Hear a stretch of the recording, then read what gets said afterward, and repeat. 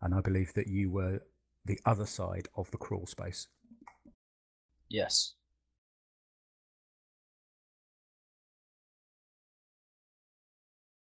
Okay.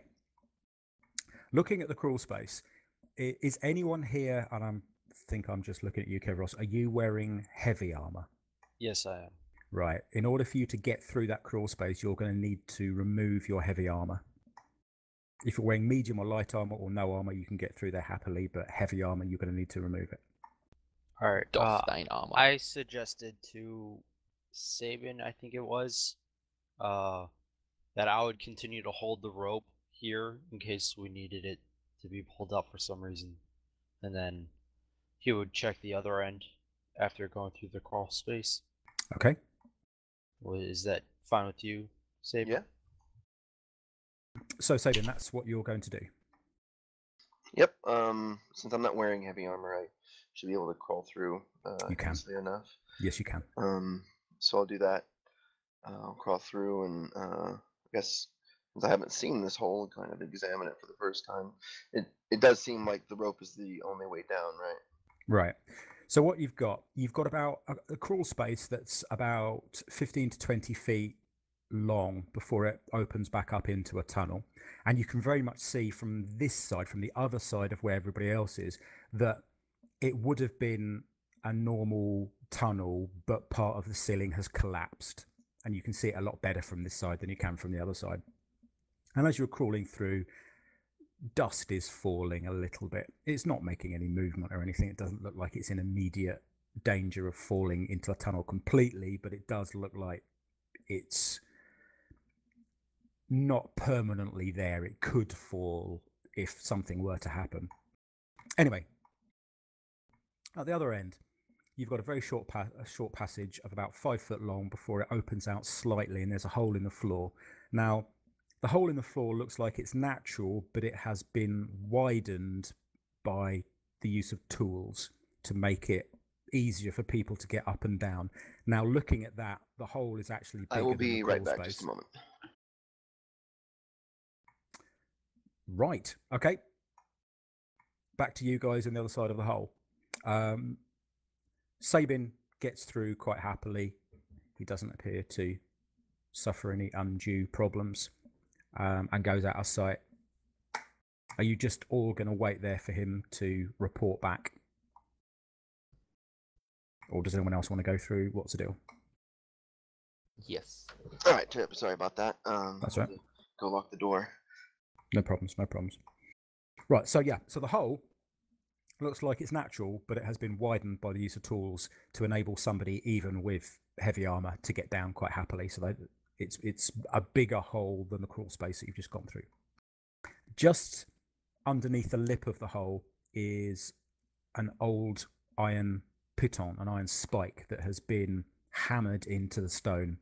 And it's old as well. It's very, very dull. It's slightly rusted. And clearly it would have been used to attach rope to so that people could climb up and down this 15-foot gap. Now, as you look down, you have a 5-foot rock face before it opens out into a room, and then you'd have a 10-foot overhang of the room below you. So the hole is in the middle of the room. Okay. Then, yeah, let's go ahead and, I guess, climb down the rope. Let's see if we can't get a better look of what the heck is going on down there. So you grab hold of the rope that's being anchored by Kevros. So Kevros, you feel the rope go taut, and you brace yourself against the top of the cave-in, I'll call it, for want of a better word. It's not really, but that's what I'm going to call it. So you brace yourself against that in order to allow Sabin to climb down the rope. And more dust falls, but it seems pretty sturdy. It's not in any danger of falling. Okay, Sabin, don't bother making a roll. I know how good you are. You minge your way down that rope quite happily. Okay, well, before I get too far down, I'm going to call to Kevros and say, I'm going to tug on the rope twice when I reach the bottom. So if you feel it go slack before that, assume the worst. Okay. Okay. Well, you do get to the bottom. It is not a problem at all. It's a 15-foot down hole. So as I said, you've got 5 foot of rock, and then it opens out into a room, and then you've got 10 foot of free climbing just up the rope. So that's fine. And you do get to the bottom. And just ahead of you, you can see Ferron, who appears to be peering into a room or an expanse beyond the entrance to this room. The room you're in is maybe 15 foot across and is a natural cavern. Okay. Yeah. Tug on the rope twice? Yep. Okay, you feel the tug twice. Kivos. Okay. During his descent down, have I seen anything in the room or in the cavern? Yeah. I'm just going to move you guys over to another map now. I would ask that don't move your token until I tell you can move your token. Okay. Now, at the moment, this is for everybody, not just for you.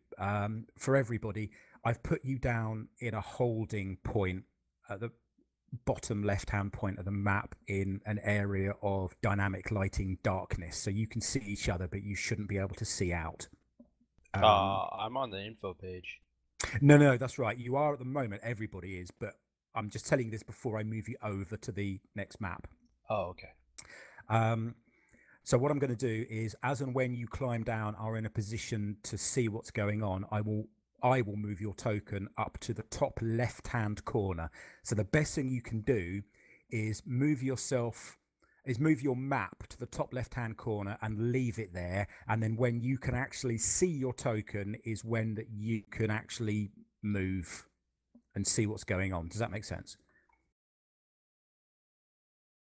Don't all shout at once. Yep. I think so. Right. So basically, when I move you over onto the next map, stay in the top left-hand corner, and you won't be able to see anything, but you will once your token is moved there by me, in a nutshell. Okay. Because I did it. I worked out I'd been muted for a whole half hour. I'm the best. Nice. Good work. Hi, good evening. Hello. So the rest of you, so hang on, first of all, Ferron, you should better see yourself, yeah? Yep. Okay, now the rest of you, in the top left-hand corner of the map, you shouldn't be able to see anything, is that correct? Yes. Yep. Perfect. Blind as a bat. Perfect. Right, that's fine. So, I will actually move, where are we? Sabin up there as well.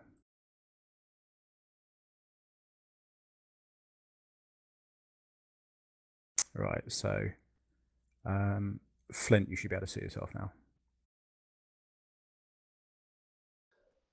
Yep. Mm-hmm. Cool.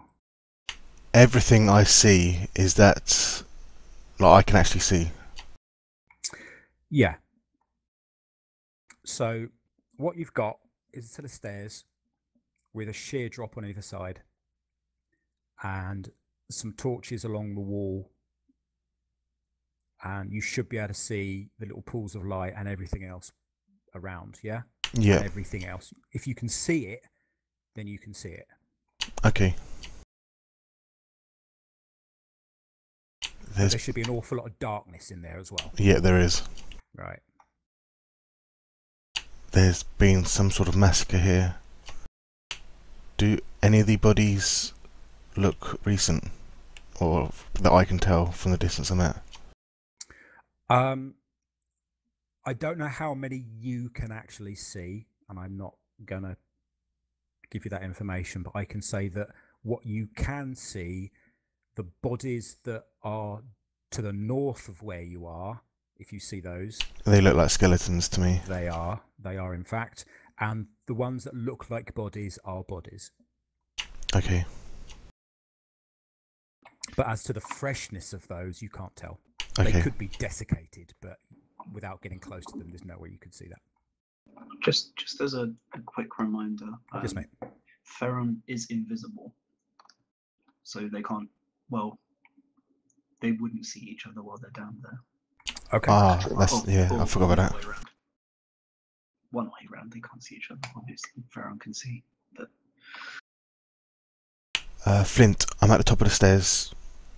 You know, obviously I'm invisible. Oh, There's lots of skeletons and corpses in here. There's a massacre that's been going on for quite some time, I think. well, perhaps we should get the rest of our team down here before we press on. Yes, I definitely agree. Okay. So is one of you going to go back up? Are you going to shout? What are you going to do? Flint, You're invisible, so. yeah, I'm gonna go ahead and go back up. you should go back. You stay here. Alright. Make sure nothing changes. I'll go tell everyone. Okay. So Flint heads back up.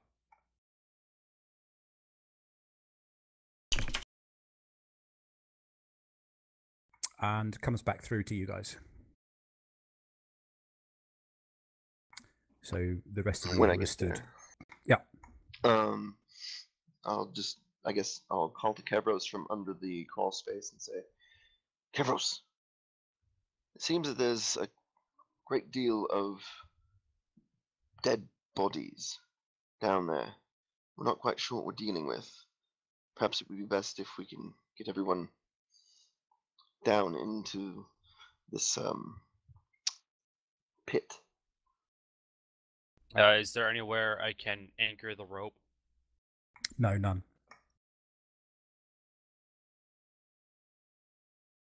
And I'll kind of call down, what should I do with the rope?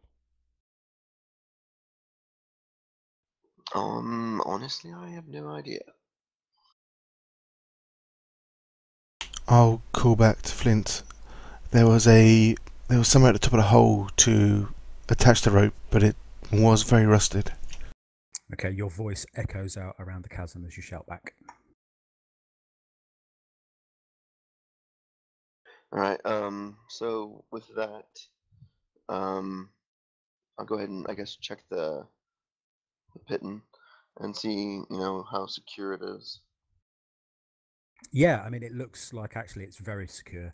No, I'll actually test it, put weight onto it. Yeah, you put a bit of weight on it, it doesn't budge a little bit, and in fact, actually, you get slightly more bolder and slightly more bolder, and eventually you hang all of your weight from it, and it doesn't even budge a little bit.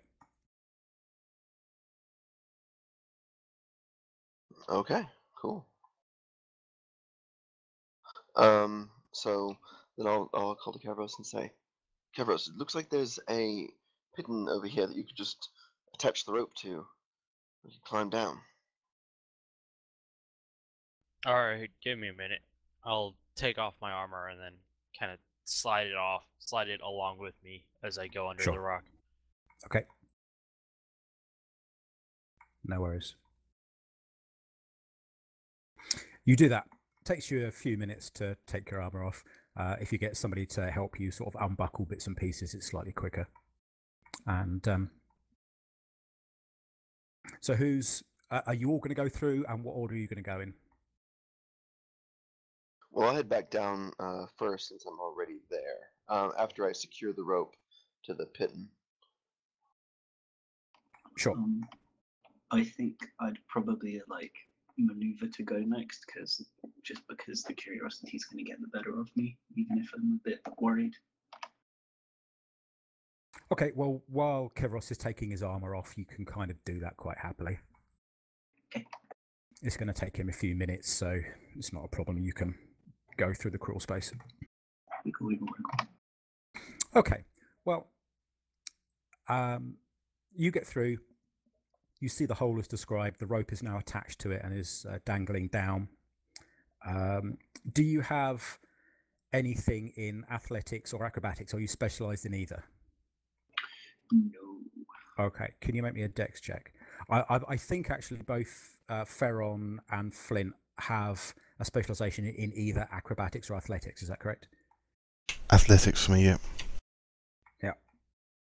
And Flint? No, actually, I don't have a specialization either. All right, but I am quite dexterous. You are a rogue. You are a rogue, aren't you? So, well, you have a rogue level, I believe, in there somewhere. Yeah, I have a rogue level. I don't know actually what you are with regard to levels now. You're what? 1 rogue, 1 cleric. What are you? 1 rogue, 1 cleric, 1 ranger, 2 bard. All right. And from here on out, it's Fucking going to hell. be bard. You're just gonna go up on bard. Okay. Yeah. Cool.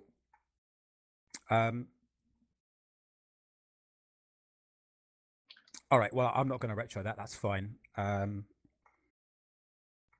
make me a dex check. How difficult do I think it's going to be to get down there? Just like looking. Getting down, really, really easy. Getting up will be slightly harder. Okay. Let's just fail the roll then. Is it athletic, acrobatics? No, it Yeah. doesn't matter. Whichever one. Yes. 3. Okay. I'm gonna kill myself. No, you're not. You start going down, and you lose your grip. That's fine. Hang on. You fall to your death and die. The end.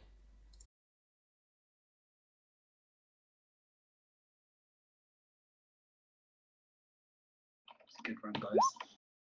Okay, you take Only 4 points of costs me on damage. that spell. You take Okay. 4 points of damage as basically you climb down the 5-foot part, and where the overhang is, you don't acknowledge that you think you're further up than you are. So you put your foot down on what you think is the wall, and it's actually open space, and it goes. You try and put your weight on it as you would think it was a wall, and it slides down straight underneath the rock, and you fall backwards and land basically flat on your back and knock the wind out of yourself. Okay. I hope I don't make too much noise, at least, being like a skinny white thing. You don't really, but saying that, Ferron just shouted back up about 2 or 3 minutes ago anyway, so Yeah. it doesn't really matter. I didn't mean to shout it. I meant to like whisper it in a hushed voice, like not whisper, but like hushed voice. But I did say shout. To be fair, You did. Okay, next person down. If you have a specialization in athletics or acrobatics, you don't need to make a roll. If you don't, you do. And I won't bother retconning it for Flint because that was my bad. I thought he did. Well, I do have jack of all trades, so that's All right, that's fine. it's helpful. Yeah. So next person, we've got either Kevros or Delgar left. I'm just writing Falstag off for the time being. I'm not even sure whether he's even going to be with you at the moment. I'm not even going to worry about it. So, I think I'll probably give it a bash. okay. Do you See if I have kill a myself. specialization in either? Are you proficient in I either? do Sorry. not. Then make the dex No. roll. Okay. The DC is 10 basically. So. Oh wow.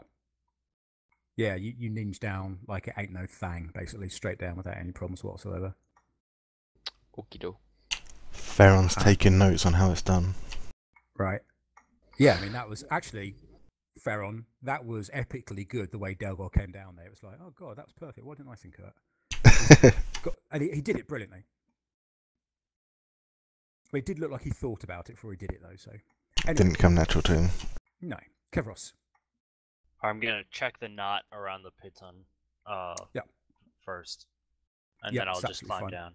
Okay. Do you have a proficiency in either? Athletics, yes. Perfect. Then you just climb down. You see that Zilt is on the floor, sat up now, breathing heavily, a slightly pained expression on his face.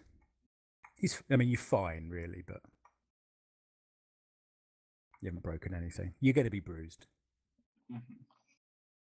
Right then, let me move you guys to the map. I shall leave Falsteg where he is because reasons. After he got his... No, he didn't get a dope-ass cloak. That's right. He didn't get a pimp cloak.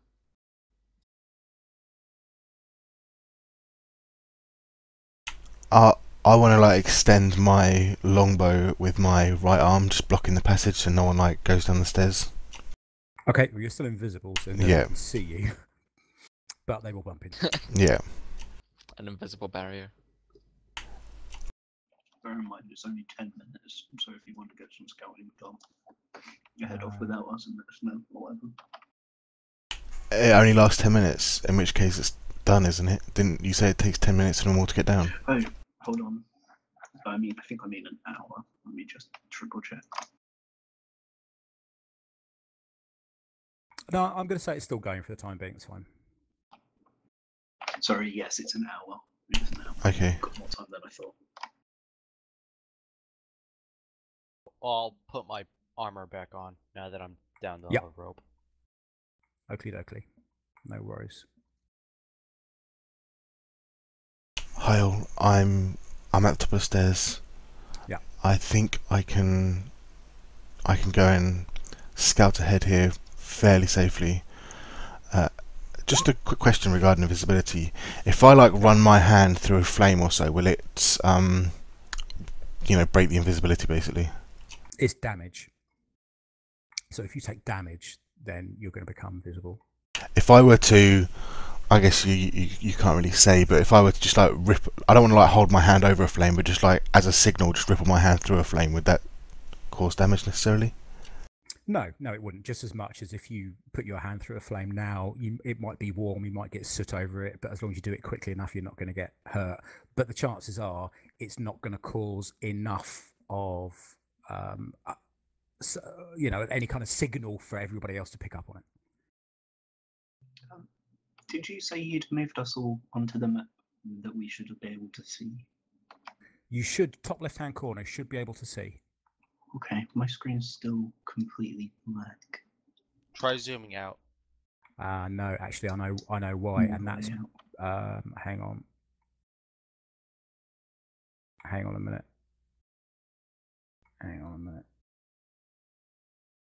It might be me on your token. Let me just check. Yeah, it is. Hang on. Okay, can you see now? Ah, perfect. Thank you. Yeah, it's me. I didn't tick a box on your token. The dynamic lighting on this is really nice, but you've got to fuck around with it quite a lot in order to get it right. And you've got loads of different options you need to tick and untick for different players and things like that. With you've got dark vision and not dark. It's not as easy as a dark vision box. You have to set it all manually. So you don't have dark vision. So I've had to set yours manually. Well, at least you put in the effort, so I thank you for that. All of these maps now have fog of war and dark vision attached to them. They took me fucking ages to create. Nice. This is so cool. Yeah, well, it should hopefully be. So you should now all be able to see what's going on. Obviously, if you're further back in the tunnel, your vision is going to be slightly more obscured than those are at the front. But you're all in the top left-hand corner, so you should be able to see. Right, so nobody has actually gone out onto the stairs yet. You've just looked at them. So How big is this out here from what I can see? Like, how wide is it looking? Does it look like enough that a bird could fly? Oh, easily a bird could fly. The ceiling is about 100 feet above you, and it's right. now, as you look down, you're looking down into darkness, and the stairs are a long way below you. The stairs go down a long way. So yeah, a bird could easily fly around in here. Right. I think I should go ahead and scout ahead. Try and follow me along the flames. I'll try and create a subtle signal as I go past, just so you can keep track of where I am in the cavern. Okay, when you say through the flames, what are you talking about? The torches. Right, the torches are about 8 foot away from the stairs. If you mean the torches here. No, I meant as I go along the caverns, I'll like make a route like going like that, to that, etc. Okay. Whereabouts are those torches just in the floor, I assume? Yeah, these torches sort of here, they are in the floor, so they're set. The flame is about 3 foot up. They're on, just jammed into the ground, sort of thing. And there is a very noticeable, distinguishable pool of light on those torches. Not all of them. There's a couple of them that have fallen over, and you can probably tell which ones those are. Yeah. Right. So yeah, I basically want to just go to this one, and then to this one, Fuck's not Okay. working to that one, etc. And just make my way around the cavern like that. Well, we're actually now gonna. I want you to move in your speed rate actions before just moving all up. And I'm not going to explain why. We're not in combat. Now, the stairs that you're going down are relatively steep. And there are no handrails either side. So in order for you to go down... Well, first of all, are you going to go down... I know you're invisible, but are you going to go stealthily? Stealthily, yeah. If you do, that will reduce your speed. But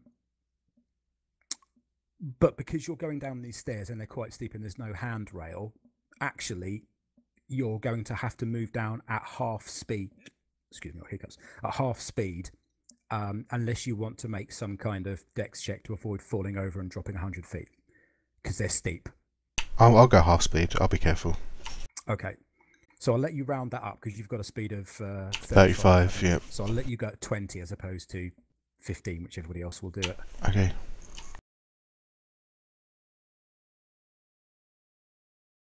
So, okay, right. Stop there.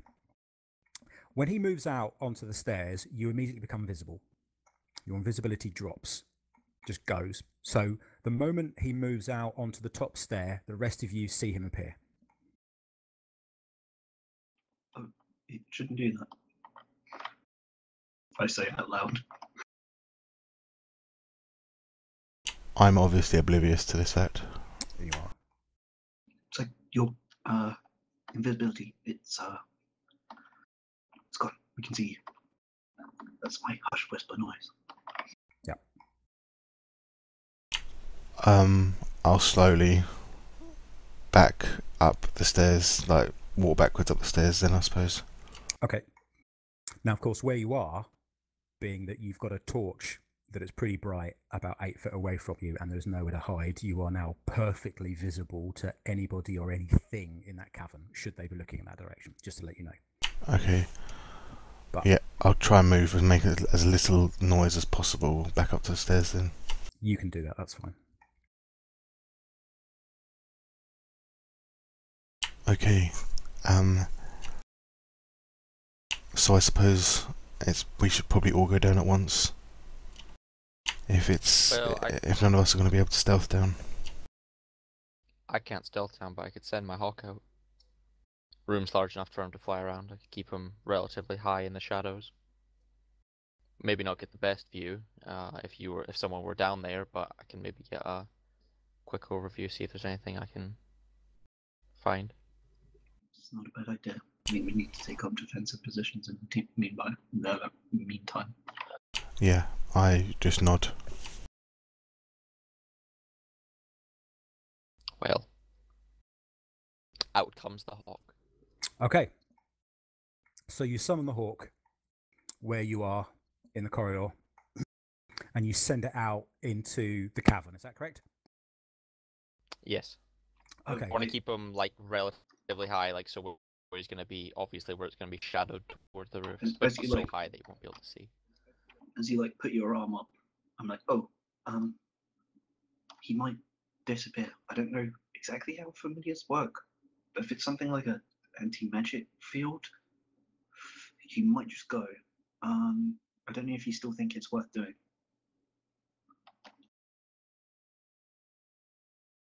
It'll be fine. I'll be able to bring him back. Should worst come to worst, just have to acquire I just money. thought, yep, great. Okay. I'm ashamed to say that I have totally forgotten to award inspiration at all throughout this entire campaign. Yeah, you have. I know, totally, completely, not even a little bit. We got it once. I did the same. Yeah, we got it. I know. So I'm going to try and rectify that. And in fact, I'm going to do it right now. Right. So, Delgar, you send your hawk straight out into the room, and the moment it crosses the threshold, much like Ferron, it just disappears. And Zil, you have inspiration for that because that is exactly what was going to happen. Okay. So, yes, but... So he gets rewarded for my hawk fucking disappearing. This is bullshit. Because he basically said what was going to happen before it actually happened. but you didn't know, but he got it right. Right. So what that actually means for you, Delgar, is your hawk hasn't been, you haven't unsummoned or banished your hawk. The spell has been nullified. So in order for you to bring out your familiar again, you are going to need to cast the spell, an hour-long spell, again. Right. Okay. But will So- I need to reuse all the materials and all that jazz? Yes. Literally, the Fuck. spell. Because what you do is you cast a spell once for an hour, and then you just summon and banish the familiar as and when you see fit. So what's happened is, now that you've summoned it, it's gone out into the room. The spell has been cancelled. It's been nullified. So you need to recast the spell. But the difference is now, of course, when you recast a spell, you can choose a different animal should you see fit. You don't have to have the same animal again. But you need to recast that spell an hour long with all the components in order to get your familiar back again. And yes, it goes out into the room, and all of you see as it crosses and starts to climb up into the darkness, it just, bam, gone. I'll just look over to Zilt and you say anything and I'll hit you with my fucking quarterstaff, I swear. Oh, that's not Now, good. now. Hold on. Could someone come with me? I'm gonna just try and test it a little bit, see if I can work out more about the spell. Yes, I'll come with you. Okay. So I'd like to make my way to like where I roughly saw it, and I'd like to just be doing some sort of cantrip. Maybe have we already got a torch up? Did you say no? It's the torch on the wall. No. Yeah. I guess it'll be a mage hand then, and I'll be like recasting mage hand to like press against it and like work out exactly where it is, and then like maybe just like messing with the nature of it to try and like work out what kind of spell it is, if that's like a possibility. Like I'd form it in one way, I'd form it with a slightly different twist on the arcane energies or like whatever. Right. Would you like me to move myself as well? Yeah, move yourself to where you want to go to. Yeah, okay. Roughly there, I think it was. So you move the mage hand over to the torch on the wall that's just to your north, right? Is that what you were going to do? No, I was going to move it like up to where I felt the like anti-magic field was. Right. Well, it's literally at the top of the stairs. Oh, okay. So It's I'm just back right here, there. just like probing at Right. it and then Yeah. doing magic things. Now, it's weird. You get the impression that it's not. There is an anti-magic shield where you are right in front of you, but it's much like the anti-magic shell. So, actually, you've got an arcana. Anyone with arcana can make me an arcana. Oh, and actually, no, not anyone. Our two spellcasters can make me an arcana roll. Sorry, Sabin, I know you've got it. Technically, I'm a spellcaster. Can I not? Oh, hang on. Oh, no, bloody.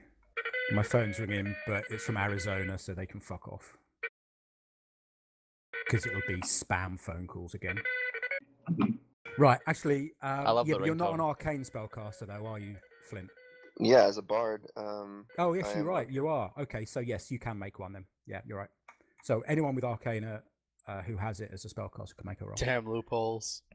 Well, No, that and I also have perfect. expertise in arcana, so It's kinda perfectly like, legitimate. He is a spellcaster, so that's fine.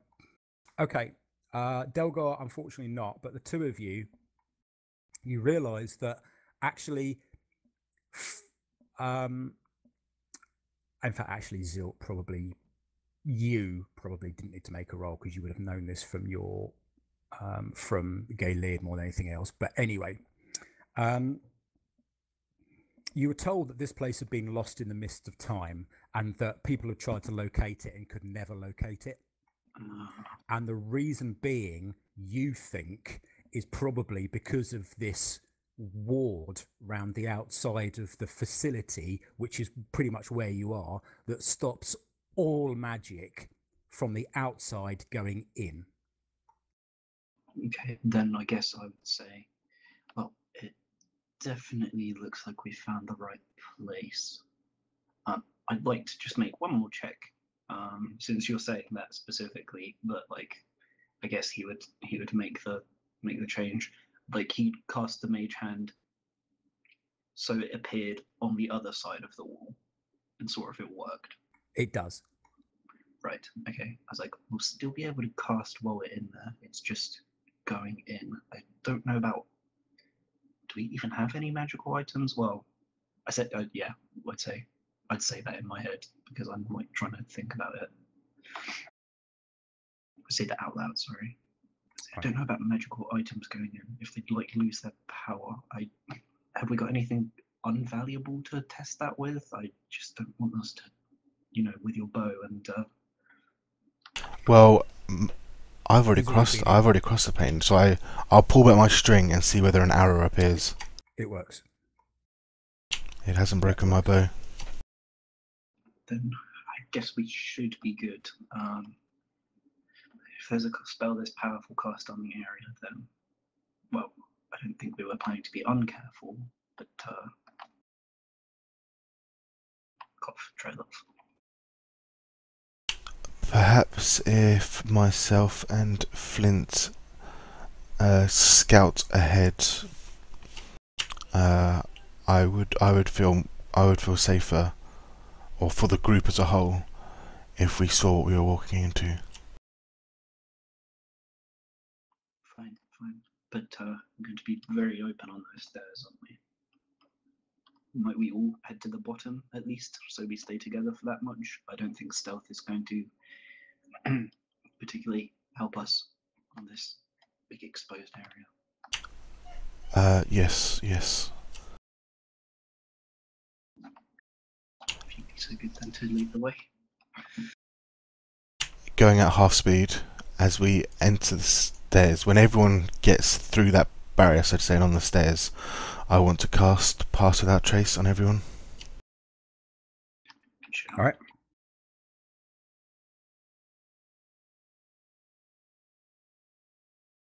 Okay, so This dynamic lighting thing's fucking cool as hell. Sorry. can I have are you going two abreast or single file? I need to know that because obviously you're going two abreast, you're going to be walking very close to the edge of the stairs. Yeah. Going single file, you can walk down the middle. Single Right. file, I recommend, gentlemen. That being the case, Yeah. can you please put yourself on the map in marching order, please? Who's going first, second, blah, blah, blah, blah. And I need to know who's going exactly where. Front, middle, back, so on. Well, I want to be right at the back. I'd say this Okay. order is good. Yeah. So that's we good to me. have... Can I actually cast Mage Armor on myself, by the way, before we Yes, go you down? can. Before you go into the room. Yep. One's been on for hours. No, wait, no, I'm not. What am I doing? No, I'm not. Never mind. Right. So we I'm have expecting mine will go off. Ferron, Flint, Zilt, Kevros, then Delgar. Yeah? So the name Yep. tags are all kind of melded into each other, so I'm having to look carefully. Okay. In fact, actually, just for ease of use, just don't mind me while I do that for the moment so I can just see who's who. Okay, cool. I know you're walking down the middle, but I'm just doing this so that it just makes it easier for me to see. Right. Heading through the barrier, do I lose my mage armor that was precast? Yes, you do. Okay. Yeah. So if any of you had any magical effects up or any spell-like effects on you, you lose them when you walk through the barrier and step onto the stairs. So, for instance, if you had cast Mage Armor then and stepped onto the stairs, you would have lost it instantly. So that would have been a bad use of the spell, just to let you know that. And I wouldn't have, I wouldn't have let you do that because that would be a bit unfair. It was precast. Oh, no. You should have, because it would have been my own fault. And I did kind of catch myself when I thought, no, wait, my hawk disappeared. Magic barrier, let's not do this. Okay. So you're all going to go down effectively as one unit, or are you going to go at different speeds? As one unit, I think. Right. Now, the maximum move rate in order to stay as one unit is going to be 15, because I believe the slowest speed anyone has is 30. Okay. Yep. Okay. Now allow me.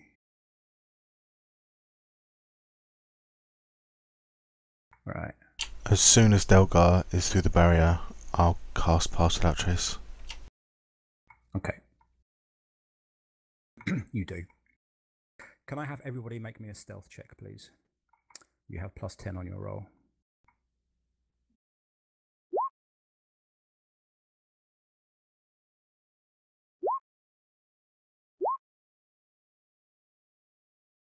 Jesus Christ.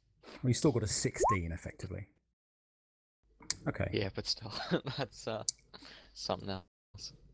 Yeah, but don't forget, you managed to climb down. You managed to ninja down the rope quite effectively, whereas Zilt didn't. However, now, of course, he is at one with the shadows, and you're not. Although you're still... Oh, that's with the +10 already on it. Right, yeah, exactly. Oh, that's with the +10 already on it. Yeah, I just put it in the bonus thing. All right. All right, so he just barely is better than me. Yeah. Okay. Well, okay.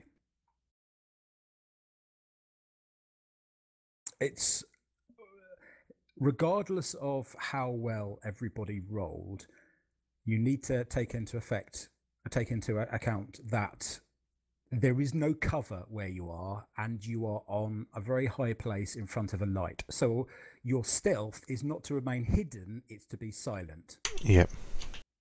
So, okay.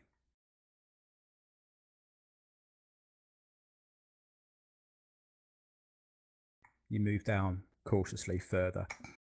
As you get down the stairs are about 80 feet long, and they go down about 100 feet, so they're quite steep. The room is getting colder and colder and colder. Not to the point it's freezing, but as you start to get further down, your breath is now starting to condense as you breathe out. Right, and I guess my question would be, is that unnaturally so? Because like we've only moved like 60 feet, and like, well, I guess we've gone down, so it would make hard to say, I guess. Well, the area that you were in was mountainous, and you've gone in, and if you remember, when you went into that tunnel, the tunnel was sloping down anyway, so you don't know how far down you went before you even got to the crawl space. Then you went through the crawl space, and there was a 15-foot drop there, and now you've gone down nearly 100 feet. So you could be anywhere from 115 to 150 feet underground.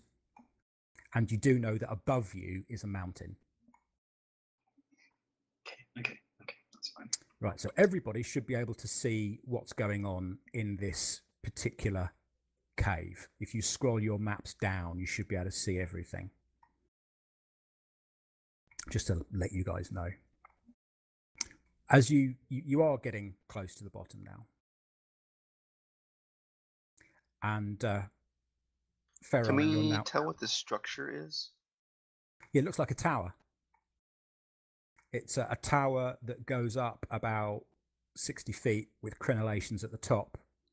And it appears to have, in the middle, is some kind of circular motte, sort of circular bailey in the middle. And you've got a square crenellated tower with no windows, with torches on the walls which are lit. Right. So, Ferron, you're on the very, very bottom steps. It is now, for all of you, especially you at the front, Ferron, very cold. Not unpleasantly cold, but certainly colder than it should be now. It is unnaturally cold. And you have this torch in front of you with an utterly unwavering flame on it. The same with all of the torches. Is it giving off any heat? No, not at all. But it is giving off, as you can see, a very definite circle of light. Very definite. The light The light, ambient light, spills out further, but there is a very definite circle of light that you can see. Okay. I definitely don't like this. I'm casting. Well, I think it's pretty obvious to me, but I'm more worried about the cold now. So I'm going to cast detect magic, like first towards the tower, and then like peripherally checking the torches because I don't believe that they're lit not magically. Can you roll me 1d20, please?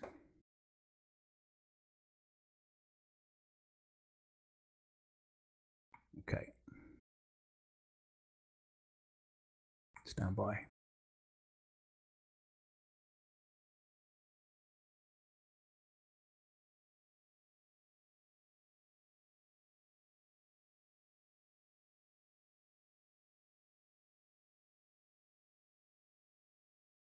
Crap. Okay. Okay. That's not what I want to hear. No. No. Okay. Well, good game, guys. It was fun while it lasted. Oh, Okay, hang on. Dragons, anyone? Liches, mate. I fear worse than dragons, I think.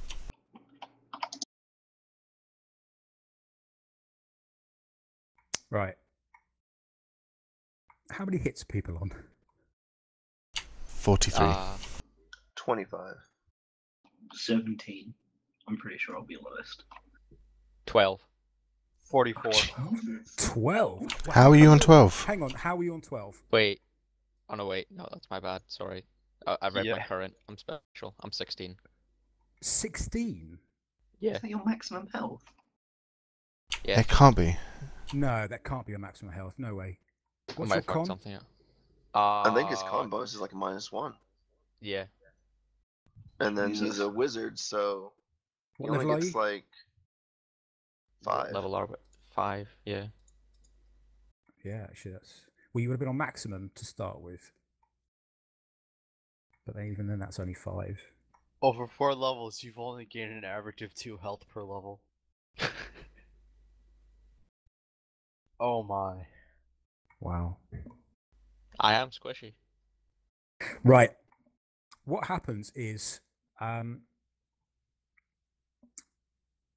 Zilt casts a spell which anyone with Arcana recognizes as he's casting a detect magic spell, and that's fine. What actually unfortunately happens is a fireball is cast, No. which is the worst possible roll on that entire table, I might add.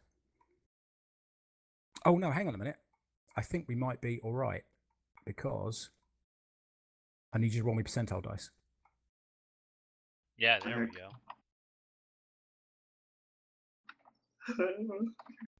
Please not be a 7 or an 8. He cast the Armageddon spell. Right. Oh, weird. Okay. Right. Scrap all that. That's fine. Whew. Panic over. Brown Sorry, trouser time guys. gone. My fault. My bad. Do apologise. Not thinking straight at the moment. Right. You cast a detect magic, and you're allowed. Apparently, you can take one additional action immediately as well on that roll. So you could cast another spell should you wish, or you could do something else. Obviously, we're not in combat, so that's of limited use. But you cast a detect magic. I'll spend my action to not cast fireball. Right. Probably wise. You actively don't cast fireball. Good work. Yeah, sorry, that's my bad. The wrong roll. It was the 1d20 is for something else, but it doesn't matter. Doesn't matter. That's fine. Right. Yes. The torches, everything within range of you, torch-wise, is magical. So what's the range? Is it 60 or 30? I don't have it immediately to hand. I think it's detect magic range. I've not written it down.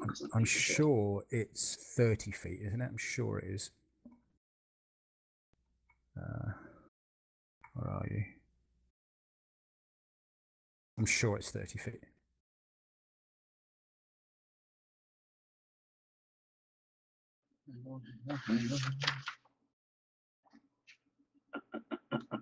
Tech magic range 30 feet. Yes. You're Yeah, I correct. thought so.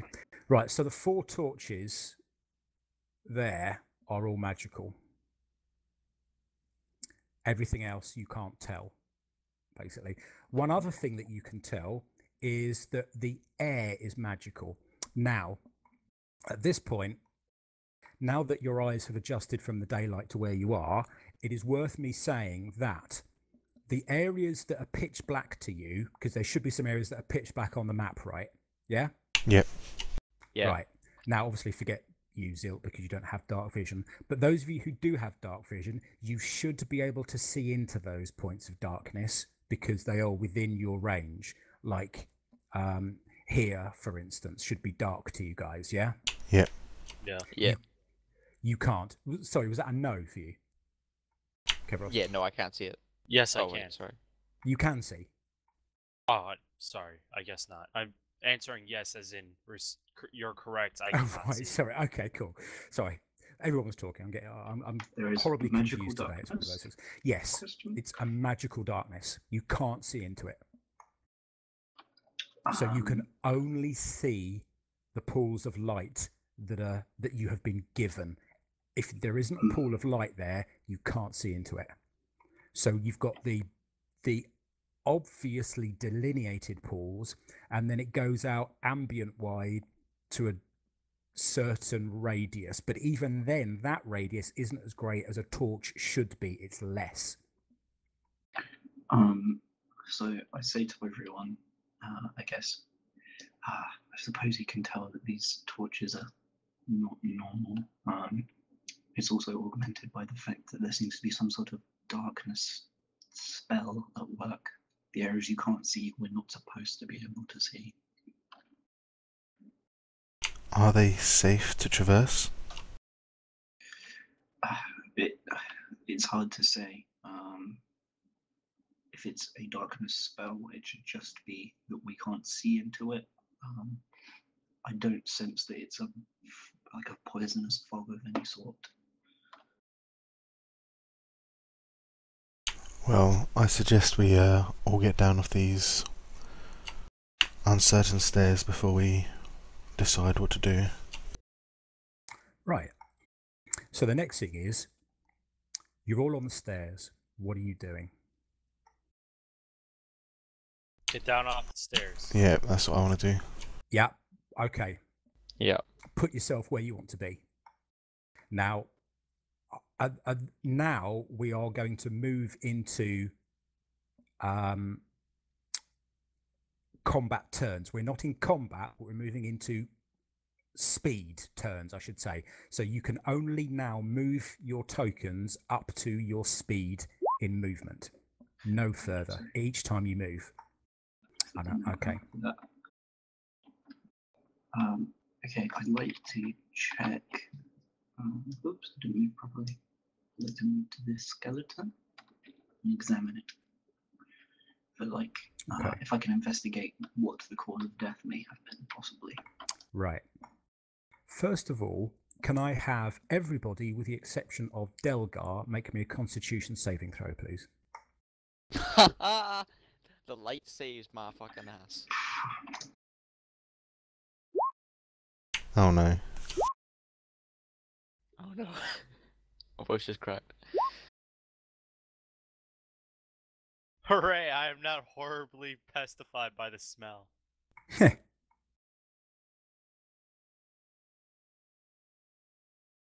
Okay, can everybody, with the exception of Delgar and Kevros, take 2 points of cold damage, please? And it's biting cold. If any of you have any metal on you, there is a rime of frost over that metal, blades, armor, anything like that at all. And if you have whiskers, the tips of those are have frost in them, and the tips of your hair have frost in them, and your fingers feel cold, and your toes feel cold and a bit numb, that sort of thing. I take it this isn't negated even slightly by the fact that we've just brought winter cloaks. Not even a little bit. Okay. How many of us can stand in a square? 1 person per square. So 4 people per. Yes. Yes. I like yelp and just I- run over to the torch. I want to use the divine sense. Use your divine sense inside the torch, man. Okay. Right. We're going into, as I said, combat rounds effectively here. Not initiative, just combat rounds. So I know what Zilt you've just done. That's absolutely fine. About the rest of you. Well, I'd like to use divine sense, and depending on the answer, I'll go from there. Okay.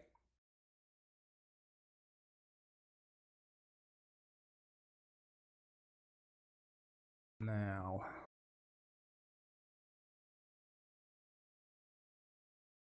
right. Yes, there is undead within 60 feet of you. Okay. And you know the type, don't you? Well, it's undead. Yeah. Did I still not notice that, considering detect magic lasts for 30 minutes? Lasts for 10 minutes? No, you don't. Okay. They're not within 30 feet of you, so no. Cool. They're within 60 feet of Kevros, who is about 30 feet south of you. Well, I'll tell the party that there is undead about. And what are you doing? I kind of want to go and see what this glowing sword is about. I really do. Okay, well, what are you going to do? So I'm gonna walk over and I guess try and pick it up. Okay, cool. Thank you very much. die. Right, so Damn it. Flint, you will deal with you next. Okay. So I guess the first thing I'll do is I'll make my way to this torch here. Okay. Do I feel any warmer? Yes, you do. All right. Then next, is the torch what is giving off heat, or is it just the fact that I'm here that I get? It's giving warmer? off no heat whatsoever. The flame isn't flickering. The flame's, it's moving like a torch flame should, but it's not flickering with any kind of movement or air current. It's just flickering like a torch flame does as it consumes the combustible substance beneath it, although it's not actually doing that. But it's giving off no heat whatsoever. You could touch it and it wouldn't burn you. Okay. I'm gonna try and use thaumaturgy to make the flame bigger. Does not work. The flame is as big as the flame is going to get, Okay. and that's your action pretty much. Unless you want to Okay. move any further, you still got 20 Nope, move left. good. Okay, Farron. Kevros didn't tell us that he sensed undead, right? Yeah, I did. He did. Oh, okay. In that case, I would like the cold.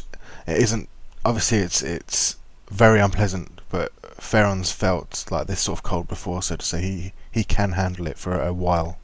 Well, this is unnatural cold. This is not a natural cold. You've been in natural cold before. This is unnatural. This doesn't feel right. Would he still be able to stand it though for a while before he had to seek the flame? If it stays as is, yeah, sure. Okay, I'll make my way over here, and since he told us there was a undead, I'll loose an arrow into the head of this corpse. Okay, you fire an arrow into the corpse. It thunks into the head of the corpse so that it doesn't move. The sword that's in its back moves slightly. Okay, right. So, Delgar, you didn't move. You haven't actually had an action this turn. In fact, you know what? Let's go on initiative, purely because it's going to make it easier for me to determine who goes. There are no monsters. I just need to know who's going what. Before you make the roll, let me make sure my initiative table is clear. Yeah, it isn't. Hang on. Well, that was me rolling initiative now. Oh, you I can just did that? Carry over. Yeah, I right, did okay. that when you said about moving. Just assuming you meant Ah, right. Okay, so can everybody roll me initiative, please?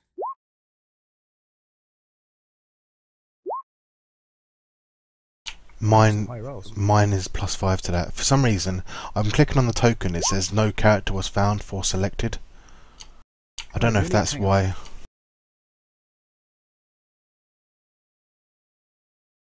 Okay, hang on. Let me see whether I can change that.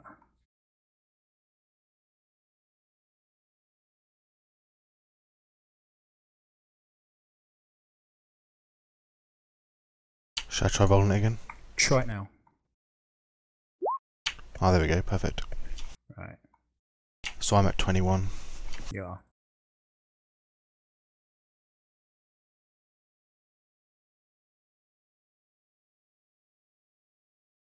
Okay, that is everybody. Let me just put you in order. Okay, so what I will do is, because Delgar, you actually haven't had a go since everybody else moved because you moved straight into the torch first. What are you going to do? And then we will go into initiative order.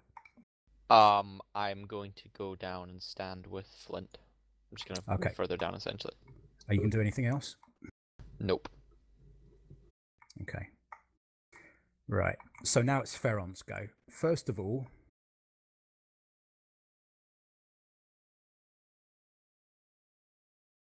you take 6 points of cold damage. Wow. And actually, when it comes round to your turn, Kevros, you will also take 6 points of cold damage.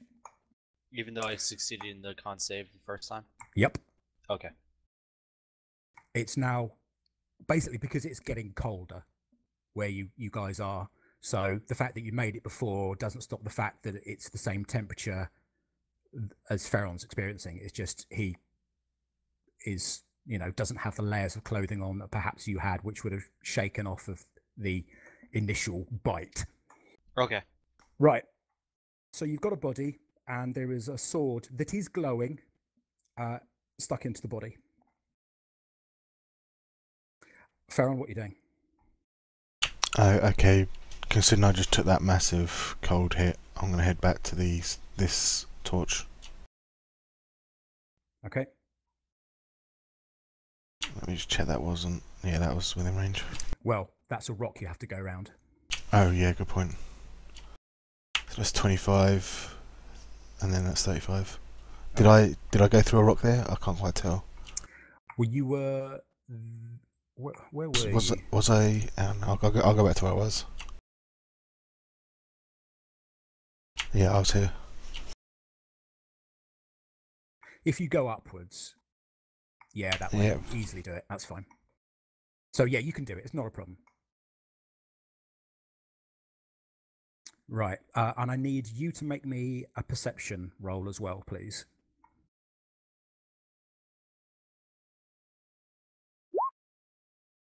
$22. Okay.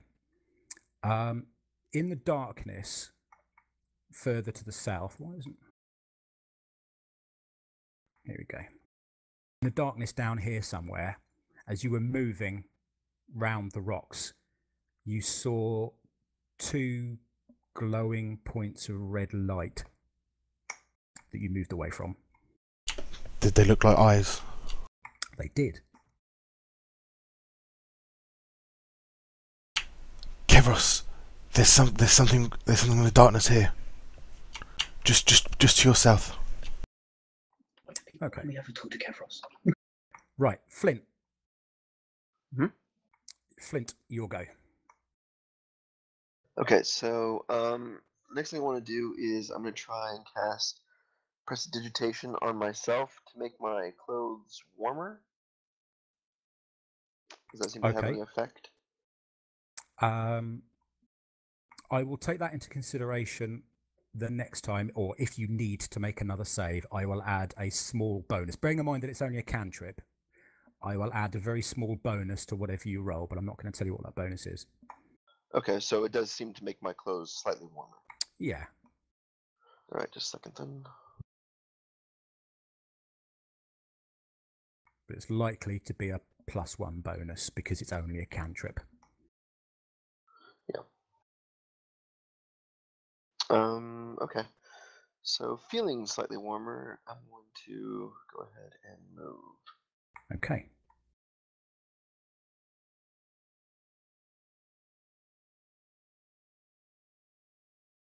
All right.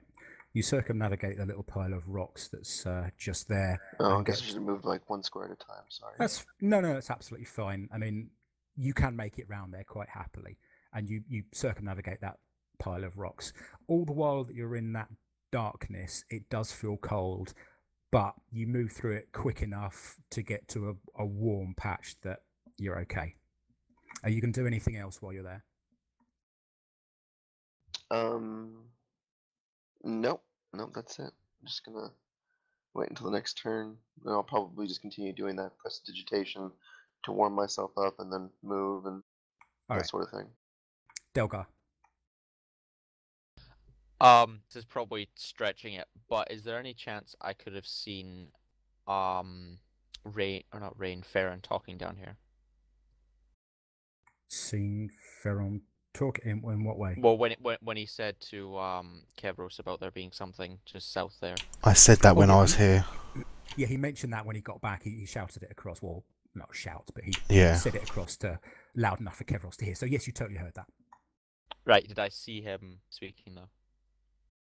Oh, what I'm getting to is no, you basically didn't, 'cause would it's I too been able dark. to? No, damn. Okay. No, it's too Yeah, I dark. didn't think so. I was just making. He basically said it as he's walking through the darkness towards the light. So no, you didn't. You heard it, just didn't see it.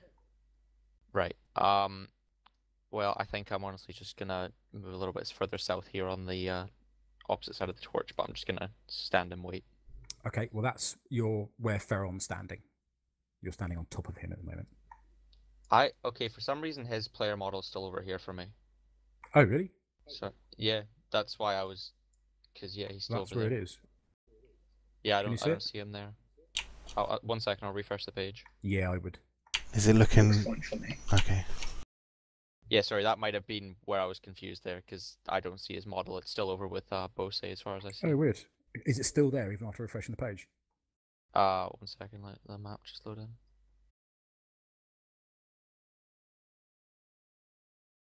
Yay, slow ass internet. It's not fucking loading. No, it's back. Here we go. All right, cool. Okay, yeah, sorry, that was my bad. I didn't actually see him there. Your move rate is just enough that you could actually move to that square and the next one should you wish to. Yeah, because I could just make a full-on sprint there, couldn't I?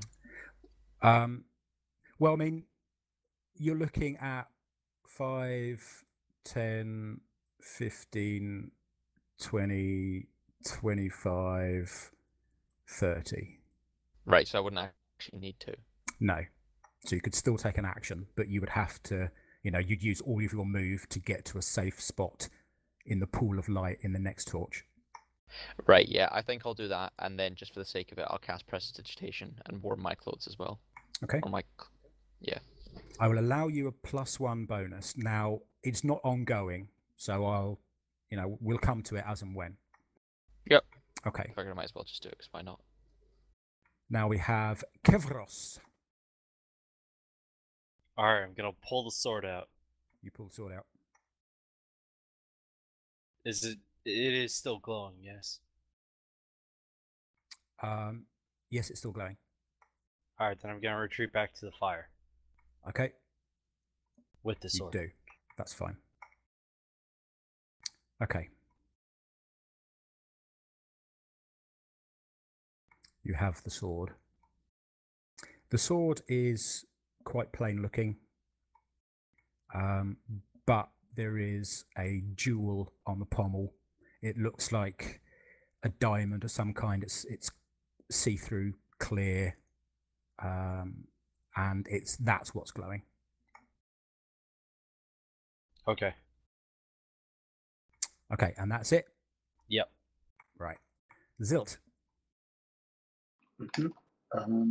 So I'm looking towards them and I guess casting my gaze and consequently detect magic upon the sword that's just been retrieved. Well, it's still going. Your detect magic, I should imagine. 5, 10, 15, Yes. 20. Yeah, that's what I mean. I'm just like turning yeah, it as I the sword. turn myself.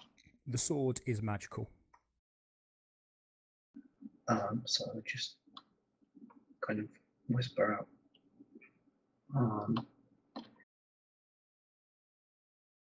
It looks like that blade you've retrieved is magical. I can't tell what type.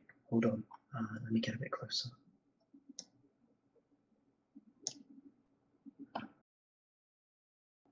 And I'm going to spend my turn just kind of like examining it, see if I can find out what kind of magic is in it. Yep. Okay. Standby mode. Just need to get my notes up for that. Okay. I'll also, while I'm there, kind of say to everyone, try not to get too far ahead.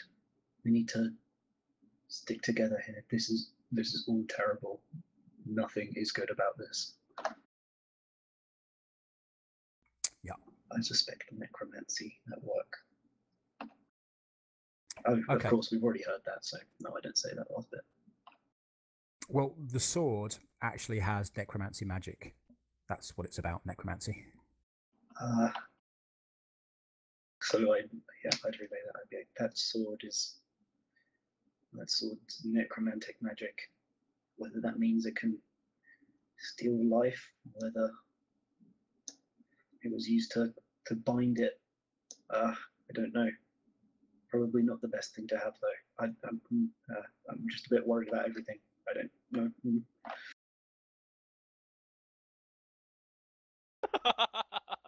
Wow, thanks, man. You're welcome. Yeah, I mean, that's quite a good point. But, okay. So I guess I'm looking back. Oh, no, there's that big rock there. I can't see the skeleton anymore. He took it out of. No. And to be quite honest, once the sword is gone, it's in the magical darkness, so you can't see anything. Anyway. Right. And actually, effectively, everybody in this place has no dark vision. Your dark vision has been completely counteracted by this magical darkness. So everybody's in the same boat as you now, Zil. Okay, so that was Zilt. Back to Ferron. Literally, like the second after Zilt said about no one going too far ahead, I was going to make a dash for the tower. You're the arcane master here. Do you think that I'm wise? There could be anything hiding in this darkness. Okay. Let's have perception checks from everybody, please.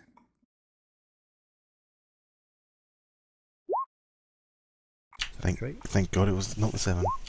Yeah. Ooh, another 23. Wow.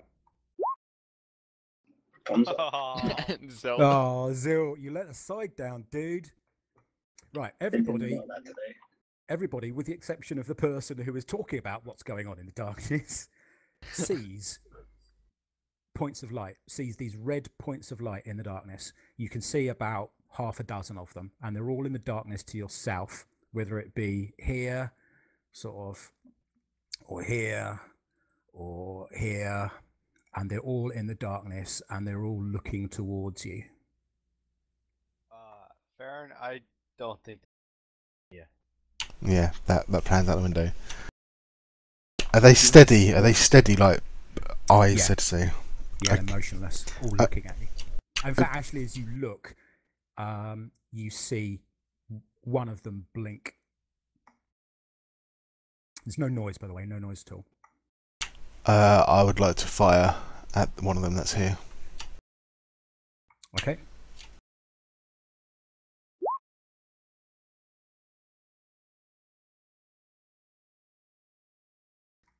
What was that? A 17. Okay, Yep. It seems to hit. Right. Do we hear any noise or so? Yeah, you hear a hissing sound. I And swear. We're about to get butt rushed by like fucking 7,000 goddamn skeletons. oh, hang on a minute. I can't find the fucking. Oh, here we go. Right, slightly further into view, briefly.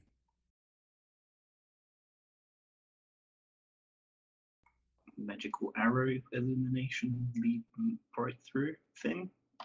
Wow, that makes fucking sense. I'll just shut up forever. Oh, he's fucking badass. Can I go shake his Right. hand? Slightly further into view, comes slightly towards you. You see this. You can only really see part of it as it comes slightly into the light. Not enough even remotely to see any real detail. But you see that. A shadowy shape, formless mostly in the darkness. The only things of note are the eyes glowing an orange-red colour and blinking malevolently as they stare at you hungrily. He says he needs to just edit that to get rid of the typo. Is it the one I shot that comes forward? Yes. I shoot again.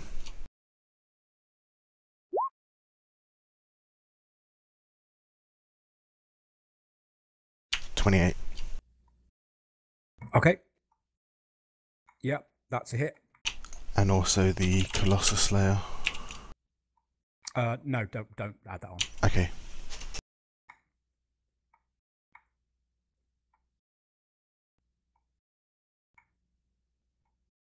Oh, sod it, hang on.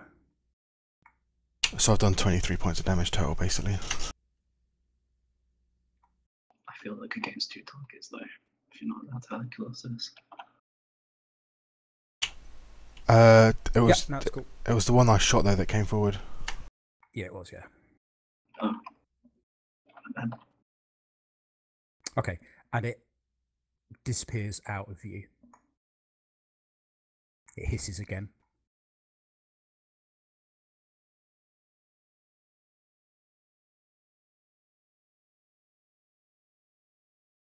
You see the others move until you can no longer see their eyes. But you do hear a kind of like from somewhere that echoes around a little bit to your south, but you can't see the eyes any longer on any of them.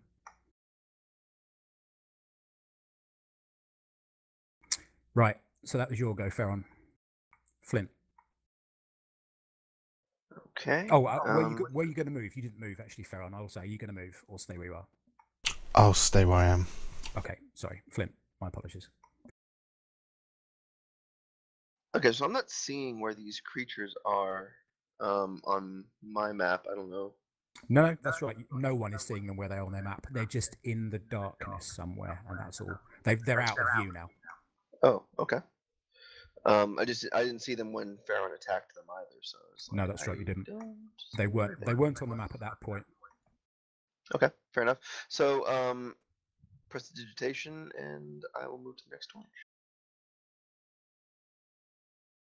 Okay.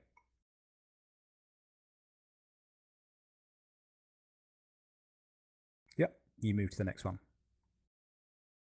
Yeah, that's fine. The ground is a little bit uneven. Yeah, that's the best way of doing it. The ground is a little bit uneven where you are at the moment, but you can do that quite happily. Okay. So looking at this other torch that's over here. Yeah. Does it look like it's a lesser torch? No, it looks like one of the other torches, but it's fallen over. Well, actually, it's broken and has fallen on the ground, and it does not have a definitive pool of light. Now, okay, the ground directly between you and the next torch is uneven, so you would have to go round it. So in order for you to get to the next definitive pool of light, you're going to have to take a dash action. You can't make that in a normal action in one movement, just to let you know, for future reference. Are you going to do anything else now that you're at that pool of light? No, I think I'm good for right now. All right. Delgar. Okay, let's. We've got Farron shooting at them. So, is there any like loose rocks on the ground? Yeah, there's a few. Yeah. Pick one up. Okay. Cast light on it. All right. Chuck it into the darkness. About. Okay, you do that. It goes out. Yeah. Yeah. Or anything. God damn it. Shh. I'm just It's harmless, right? Like, You, God damn. yeah, you do that, and as soon as it goes into the darkness, it goes out. You hear the rock go thud, thud, thud, thud. Right. So then, following that little tidbit of information, I'm just going to go to the next torch. Okay, that is 30, so that's fine. Kevros. I'm going to travel over to the next torch. Okay, 30 will take you to there, I believe. It's not so much a direct route. All right. That's fine. Yeah, not a problem. You get there. Are you going to do anything else? Not really. Okay. Zilt.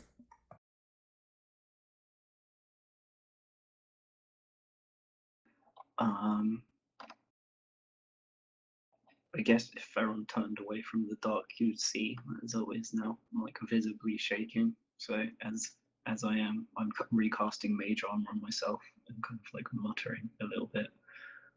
Sure. I'm gonna try and make my way over to the next torch as well.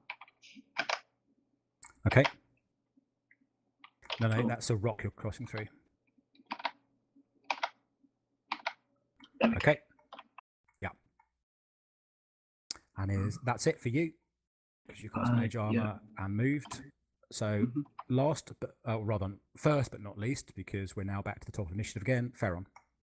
The eyes have gone, you said. Yeah, all of them. You can still hear this kind of like somewhere echoing about in the darkness, multiple, but you can't see anything. Okay, well, 35 feet is a movement there to me. And I'm going to fire in the rough direction that I fired in again last time. You fire. Don't bother making a roll. You fire. Do I hit anything? No. Okay.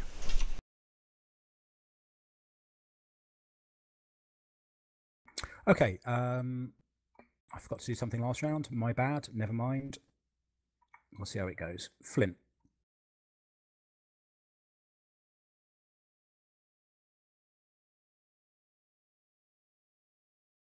Let's see.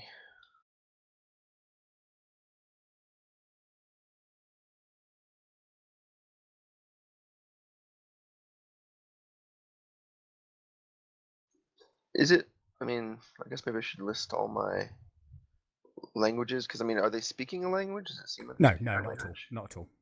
No, they're just kind of hissing, making some kind of unpleasant keening sound. It's not a language. Okay.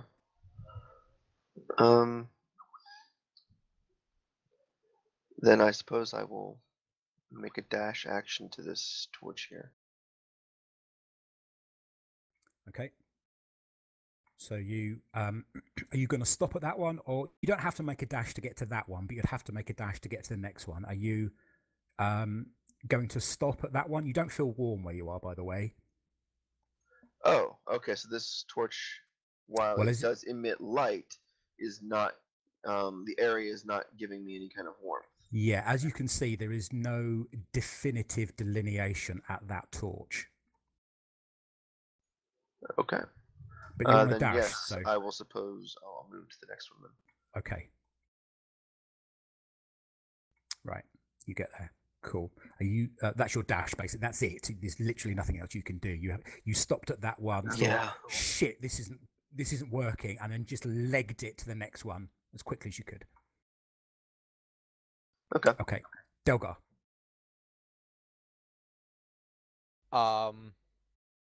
Seeing that, I think I'm. Oh no, wait. Can I actually do that? Because I'm further back. When I dash, it doubles my move, doesn't it? It doubles your move. Now, are you going to go via the other torch, or are you going to go directly? Now, the terrain. Oh no! I'm going via the torch. Okay. So Not 60. You could do that. Yeah. Yeah, I'll do that. Yeah. Okay, put yourself by the other torch then. Wait, by this one or by this one? Well, whichever one you're going to stop at. Yeah, okay, I'm stopping here. I just didn't know if you wanted me to like make a check by that torch. No. And in fact, actually, it's good that you move yourself square by square, because then I know where you're going and which route you're taking, and that may or may not be important, but it probably is. So for future reference. Not Okay. skeptical, fuck's sake. We're on to Cryptic. Kevros. First of all, Kevros, could you make me a wisdom saving throw, please? I warned you, bro. I warned you. Excellent. Okay, you've got this voice in the back of your head that's saying, run into the darkness. Go on, run into the dark. You know you want to run into the darkness. Run into the darkness. No. But No, I you don't. dismiss it. But you dismiss it. What would you like to do? I can see Griffin, right? Griffin and Yeah. Flint. Well, I'm gonna try and run over to them. Directly to them. Yeah. Okay. Oh god. Oh my god. Right. So you have to go round the rocks that are in front of you. Yes. And in order for you to get to a safe point on that next torch, you will have to make a dash action. Alright, what I want to do is I kind of want to jump when I get to the edge of the light, just so like I can jump over any obstacles that might be on the ground. How does, I know this is a really simple thing, but how does it like work when it's somebody else's turn, but your character wants to try and stop them? Can you just do words? Yeah, you can talk at any time. Also, just for reference, both Flint and Delgar, you can see a trail of blood and drag marks just to your northeast that go off into the darkness, just to let you know. Okay. Oh Yeah, yeah, that. look at that. That, yeah. Well. Shit. If I look at him like standing on top of those rocks, I'm like, no, don't go through that. Go, no. As soon as he like gets. Okay, so I mean, it does look like Kevros is looking to move directly to where Flint and Delgar are. So are you going to say anything or what? Absolutely, yeah. It's the no, don't go through the no, not the no, go by the torch. No false Okay. sentences. And what is Kevros going to do? I'm gonna jump. Okay, please go square by square to where exactly you're going to go. So I'm gonna move back a bit just to make the running start. That's 15, 20,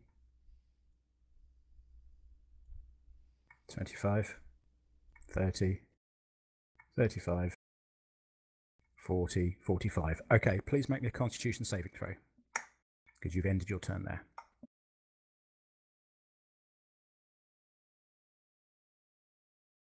Okay, that's fine. You feel cold.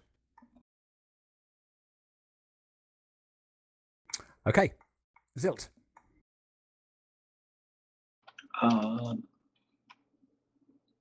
I see them from here? On the other side, did we establish yes? Yes, you can. No. You can see in the pools of light. You can see in the pools of light. Wherever the light is, you can see. That's really, really weird. It is, isn't it?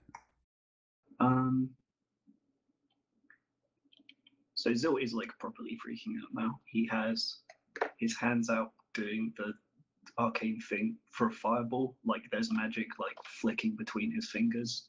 You can see that he sort of like panickedly has a fireball ready to cast if he sees anything that's gonna.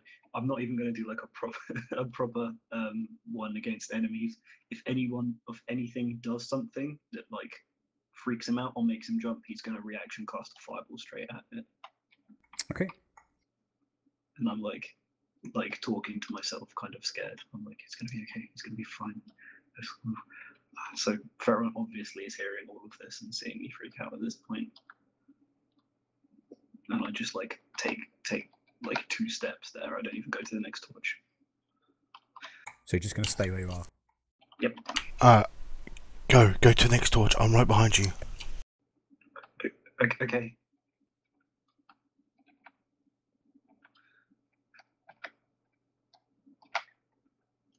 Okay. Come after me, please. Don't leave me on this one. It is, again, worth mentioning for everybody that the moments of time when you're not in the delineated pool of light, you feel cold. I mean, very cold. Now, it is also worth mentioning, Kevros, that even though you're stood next to a torch, you are still feeling that cold. Brr. Yeah. Okay. You're not doing anything else, are you, Zil? That's it. That's pretty much it for you. No, I want the ready to action fireball though. Cool. On Okay. something that freaks me out. That's absolutely fine. So we're going back to the top of the round again, and it's back to Ferron. Yeah, I was going to make a dash for it, but seeing Zilts freak out so much, I'm just going to head to this torch and stay with him. Sure. Are you going to do anything else? No, I'd just like to ready an action for if an eye appears again, I want to fire immediately at it. Absolutely. Okay, Flint. Right, Flint, you can see that Kevros has frost on his metal armor, and he shouldn't have. Okay. I'm going to move over here, just to be closer to the edge here. Oh, hello. There's no torch.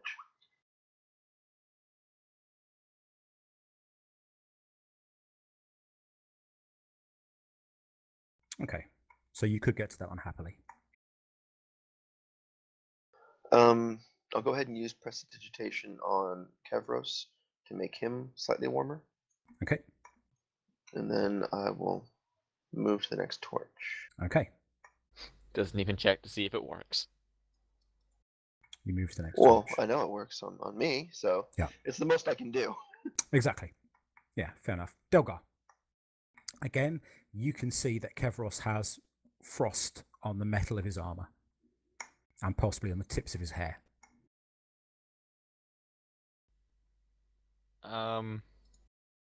Well, you know, actually, his point is quite valid. There's not really much to do. So yeah, I think, can I make that? Yeah, I can make that. So yeah, I'll just go Okay. there. Okay. Kevros. Yes. This light is not giving you the solace that you'd hoped for. Well, then I'm going to cast Protection from Evil. Okay. Are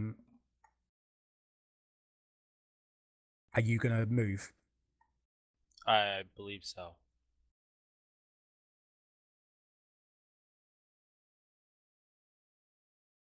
Would I be able to make it to one of those squares? No.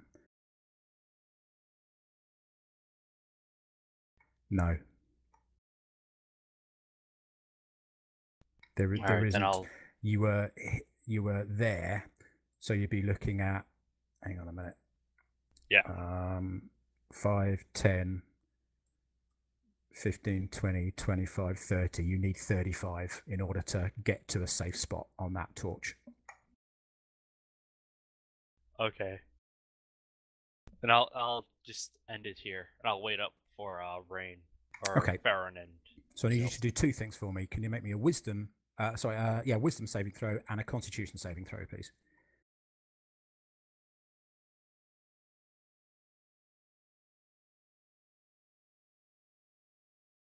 Okay. These rolls, though. There is a voice in the back of your head, and it's still saying, "Run into the darkness. Go on, run into the darkness. You know you want to run." I already did that. Shut up. Right. Secondly, you're getting colder and colder and colder, and it's now getting unpleasant. Your armor is now got a rime of frost all over it. If you've got whiskers or hair visible, it has frost. Your eyebrows have frost on it. Something's wrong. Something is wrong.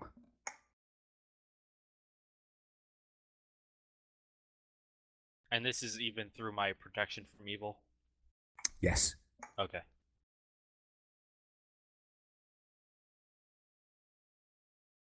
And the prestidigitation that you did have on you is now gone. It's been used in that saving throw. I know it normally lasts for an hour. Don't worry. I know what I'm doing. Don't worry about it. Okay. So, for instance, all of you two, both Flint and Delgar, every time you get to the next pool of light, you have to recast prestidigitation on yourself as well, because it's gone in the darkness intervening. When you hit that wall of magical darkness, it strips away any protective spells. So if you have mage armor cast on you, yeah, it's gone. So any protective spells while you're in the darkness, gone. Just to let you know. Oh, my voice just cracked. That's fine. Okay, so yes, for you, Kevros, something is wrong. But I'll leave you there for the moment. In fact, everybody else, especially Ferron and Zilt, who are obviously looking forwards to try and plan out your route to the next torch, you see Kevros has white frost all over him, even though he stood in torch light. Like noticing that, I shout, Kevros, stay there. Oh, you're frozen. God damn it, why didn't you listen to me? Wait for me.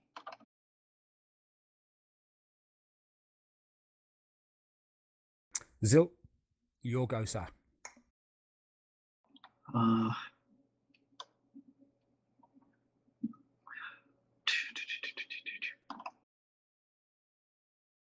Okay. One, I panic. Two, I'm good. I don't actually move out of the torchlight, or I look like I'm not going to.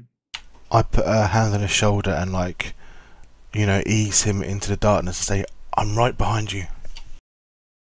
Right. Okay. So the thing is, you've got an option now. You can either run directly to the next pool of light that way through rough terrain that is in the interim sort of space between you, sort of around here, or you can go via the next torch to that torch, or you could stop at that torch, bearing in mind that that torch there does not have a definitive pool of light round it. But it's a dash move. Whatever you do, you've got to run. I think I'm even though I'm kind of like scared, I've still been paying enough attention to know that going through the actual dark is causing bad shit to happen. So I'm going to go via the torch. So, oh, it's not letting me. Okay, you can do that. There.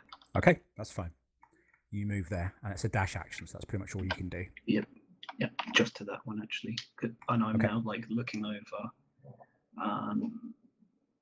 Well, so, yeah, it's all I can do. But I'm trying I mean, to, like, as you look at Kevros, he's getting colder and colder and colder. By the way, his armor is frosting up more and more. Even as you look at it, you can see it frosting. Ferron, your go. I can make it to here in just a regular move action. Okay, are you going via the other torch? Yeah, I'm going down here, and then over to there. That's 30 feet, and then 35. Okay. I like hold on to Kevros and try and like feel under. I try and get like a arm under his armor, so to say, to see if it's frozen underneath as well. Are you touching the metal of the armor? I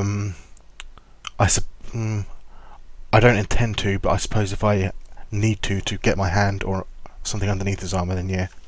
What armor are you wearing, Kevros? Chainmail. Right, yeah, you're going to have to touch it. Yeah, then I'll touch it to lift it up to see. Make a Constitution saving throw, please. 14. Okay, that's good enough. Right, that is freezing. Your hand, if you weren't wearing gloves, would have stuck to it. But you're wearing gloves, aren't you? Of course. So It's that cold. It would be like licking a lamppost. And no way should it be. You're not that cold, but he is in the light next to you, and he is that cold, and he's getting colder. I take off my cloak and use it for extra, like use the padding around the shoulders for as extra like coverage over my hands, and say, Kevros, we need to get you out of this chainmail, and start literally even before he responds trying to take it off him. That's going to take quite a while, I think. Takes like 5 minutes, I think. Wait, is chainmail heavy armor? Yes. Yeah. Yeah, I think it's 10 minutes to take it off. Okay, but it needs to be done, I think. So I'm still going to try. Might be 10 to put it on, I'm not quite sure. Heavy armor takes 5 minutes to take off. But when I put my hand underneath the armor, it wasn't he wasn't like frozen underneath, was he? Yeah, he was. He was. Yes, he was. He is like an icicle, and he's getting colder. Okay, then yeah, I do exactly what I just said. But it's everywhere. I mean, even his face, where there's no armor on it, is that cold. You can see he's starting to get frostbite, and much more, he's going to get pneumonia. And it doesn't look like it's just from the armor. It's something else. Something else has happened to him. Okay. It's worth saying that no one else is like that. It's just him. I would assume it's... I'm not well versed in magic, so I'm going to keep with what I was trying to do, I suppose. Because I would assume the armor is what's making him colder. If he takes that off, he's then got that chill away from him, so to say. Okay. Because, like, from my thought is, if you're wearing cold clothing, like, you know, with my experience, wearing cold clothing, you take it off to warm up, so to say. You know, you don't keep. That's just going to make you colder. I don't necessarily know the magical side of it. No. As you like start taking off, I will interject and say, I think I'm going to have to dispel it. It's probably a curse. I mean, it is definitely an unnatural cold. That much you do know, Ferron. So it is definitely an unnatural cold. An unnatural cold doesn't conform to the sort of specifications of a normal cold. It could be anything. It's clearly magical in nature. But okay, after Zilt says that, with my still utter ignorance, I'll wrap my cloak around Kevros then, so I no longer have it on. Okay, that's fine. Flint.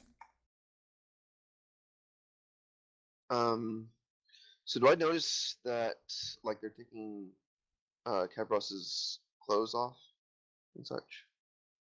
I mean, the rock that is in the way. I can see Kevros. Right. Fine. Then Here, yes, you can see that's. They appear to be talking about removing his armor, and they're putting extra clothes around him. Something is wrong.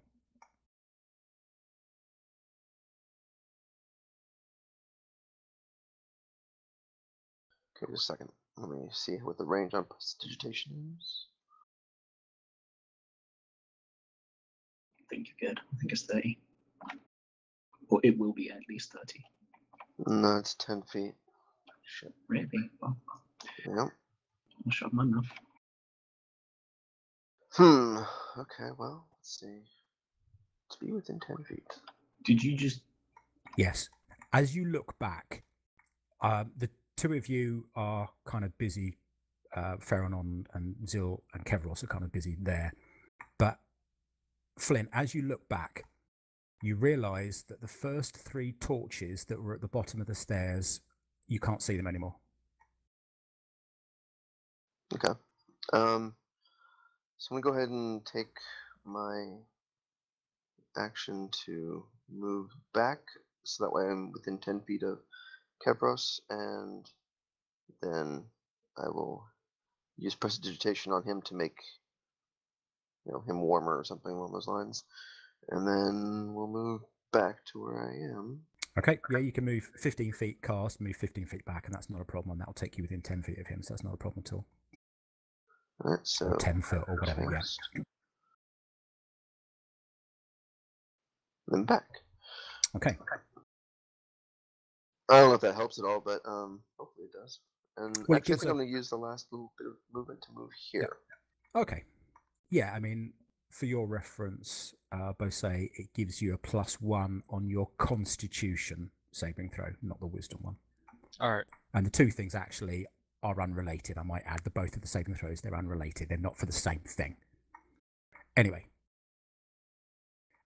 Delgar. Delgar. Delgar. Delgar does not know what the fuck to do. Okay. Well, there is another torch ahead of you, as you can see, just to your south. But very And- dimly lit. Very dimly lit. Very, very dimly lit. That one has broken as well and is lying on the floor, much like the one just above you. Would I be able to run to the influence of this torch and see if it was, and see if I warmed up or not, and then run back if it wasn't? You know, if I only moved 15 and. Or 30, you know. No, because that would all be in one turn. You'd get there and go, how do I feel? How do I feel? Ah, and then have to make a move. It's only, you'd have to end your turn and then To you see would be whether able I'm to freezing tell. or not. Right. Okay. And that is a skeleton on the floor in front of you as well by all those rocks just to your east. Oh, I didn't see my little friend there. Right, then I think I shall avoid the skeleton, just because I'm quite paranoid, and I'm going to make a dash action, and I don't need to, actually. Yeah, no, actually, I'll make a dash action and just kind of go about as close as I can get to there. So that's 10. So you're going to go, you're there. Oh, he says. Right, okay, so that's 10, 30, 15. Yeah, so that's 55. So you're going to end by that torch there. Yeah, I'm just going to go here, here, and there. Okay. That's absolutely fine. And that's the end of my turn. Kevros, they want to try and make you remove your armor. First of all, I need you to make me 2 saving throws. Again, a wisdom and a constitution. Just a point on the remove armor. After Ziltz said that he thinks he has to dispel it, I gave up on trying to remove his armor and just covered him with my cloak. Okay, right. The wisdom one, again, you're going. The voices are saying they're pleading with you to move into the darkness, but you're ignoring all of it. It is getting colder. It's getting colder. You made the save, fortunately, but your joints are hurting. Your fingertips are numb. Your lips are going blue. It's hurting a lot now, and it's not the armor or anything. It's you. Something is so wrong. Well, I'm gonna take this sword and just look at it and go, now you stop that.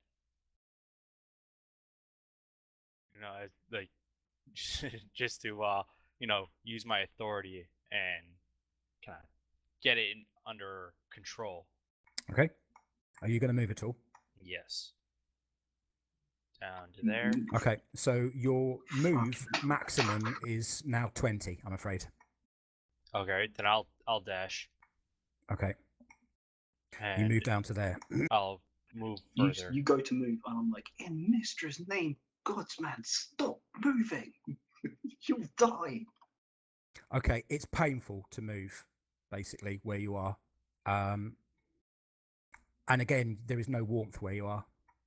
Actually, before you make a move, don't keep yourself there for a moment. Before you make a move, can I have you make an insight check? Just Bose. Just Bose. Okie doke. Okay, 13. Right. What I'm going to say to you is, if you, as you were looking at the other two who were in that light with you, you looked back the way that you came, and you noticed that all of the lights, all of the torches that you all passed through have gone out. That's all I'm going to say.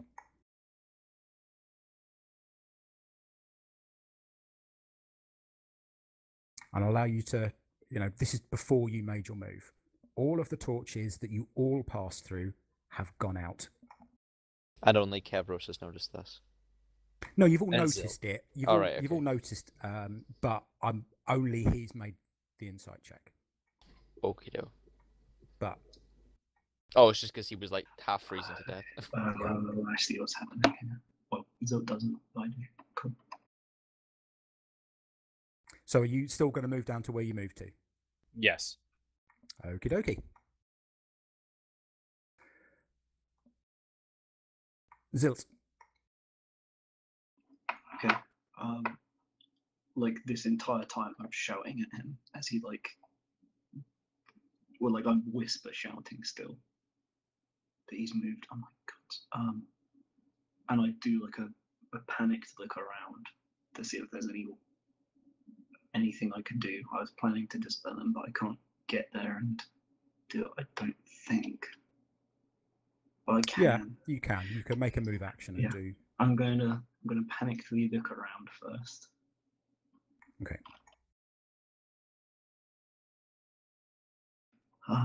So I noticed that the torches have gone off. What's my 8? Let's see if I can make this logic leap. Yeah, I never really had a 17. problem. I'm not giving any meta information, so if the player can, within the intelligence of their character, come up with a reasonable solution, then that's fine. Okay. So all the torches that everyone have gone through have gone off. He has not gone through the torch that hasn't gone off. Therefore, I think he needs to go back to that torch. And I will shout as much to him. I'll shout, Okay. You need to go back through the torch. If you don't, you'll keep freezing and you'll just die. Why aren't you listening to me? Okay, you shout, and everyone hears this. I mean, you're panicking a little bit, so you're more shouting than shout whispering, really. Yes, yeah, I'm trying to keep it up and down. You're trying to be as quiet as you can, but you're panicking a little bit here. So your voice is perhaps louder than you wanted. And yeah, just to explain this, all you guys are seasoned adventurers. I've never done any of this shit before. That's right, neither of they, so that's fine. I'm just a nerd. Yeah. Um, And are you moving? God, would I go to him? Yes, I'm going to go to him, and I'm going to try and I know I can't touch him, but I'm going to try and move there and just so I'm closer, so I can harass him. Sorry, I meant to do that. Okay. Are you going to cast any 1, spells? Did you say? 2, 3, 4, 5. Since I've worked this out, I would still try and dispel magic him.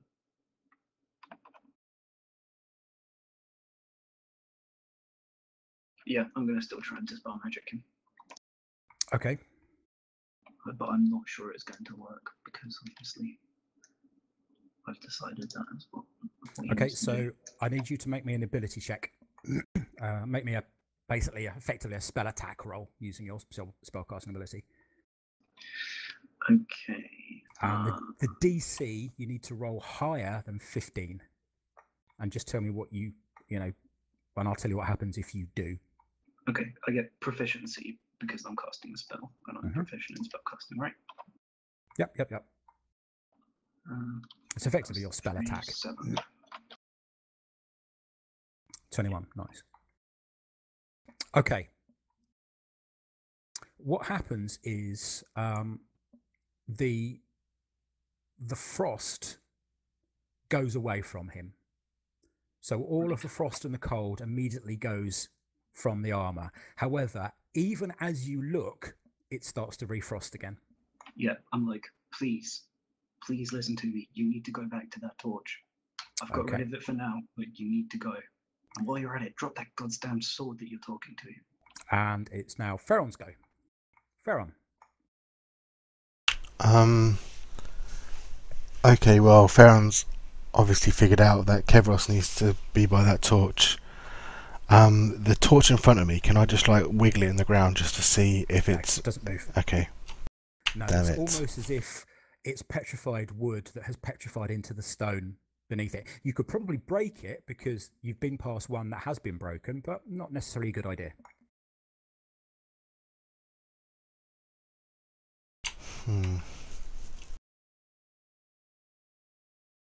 Okay, I'm gonna go 1, 2.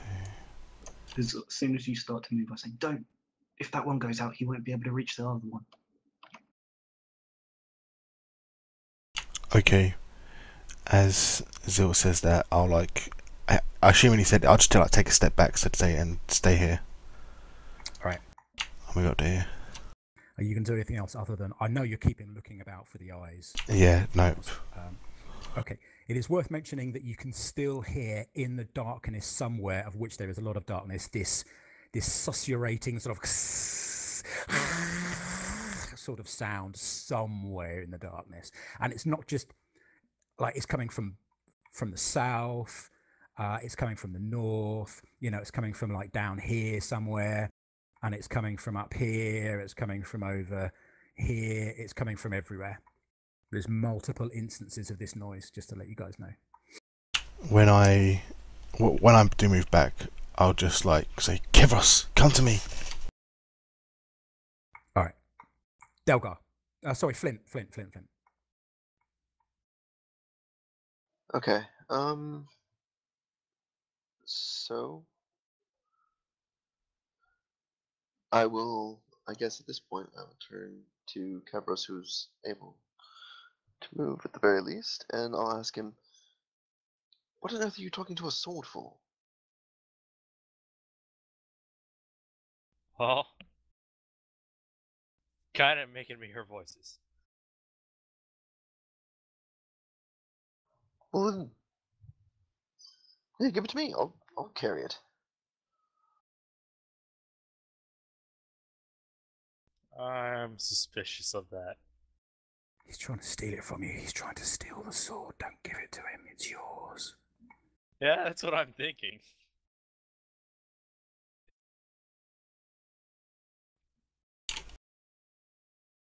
That's a voice you hear in your head, by the way, in case you weren't aware. You probably were. That was already in my head. Right.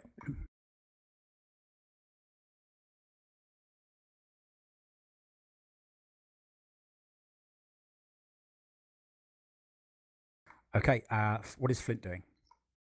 Well, I'm currently waiting for Kevros to say something. Like he's kind of been talking to himself, I think.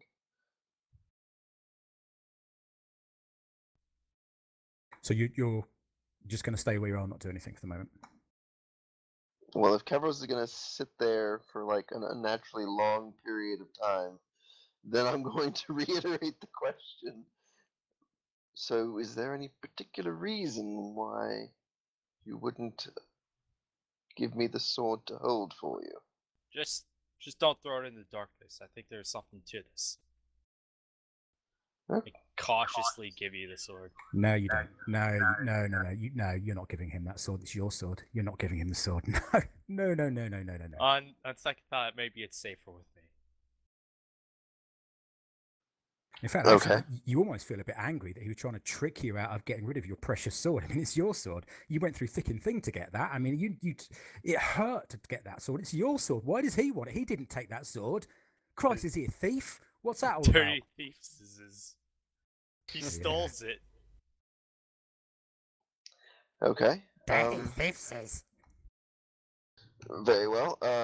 In that case, I will just cast Prestidigitation on Kevros again, and seeing that Delgar is looking okay. Well, we haven't got to his action yet. Oh but no, he doesn't that look scares like me. he's freezing his real Rastafarian nays off. So I'm going to go ahead and run over there. Just straight over there? I mean, unless there's a reason why I can't. All right, yeah, I'll say, yeah, you can see Delgar is starting to frost up. Oh, for fuck. Oh, okay. Well then. In that case, I will move over here. Sabin, your mic is... Oh, never mind.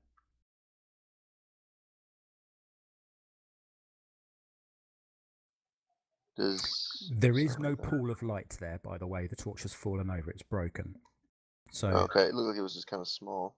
yeah. Well then.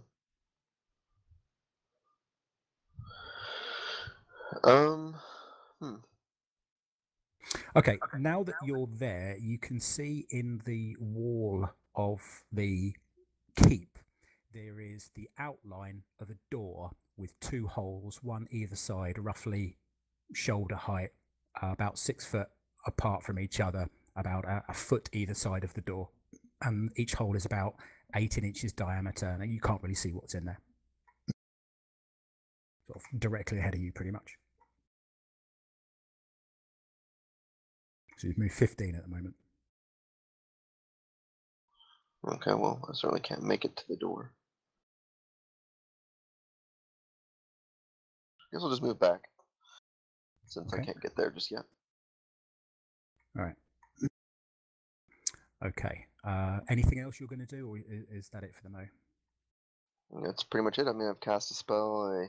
I moved. I don't think I can do much else. Yeah. Oh yeah, very true. Yeah, you did. Delgar. Okay. Constitution saving throw, please.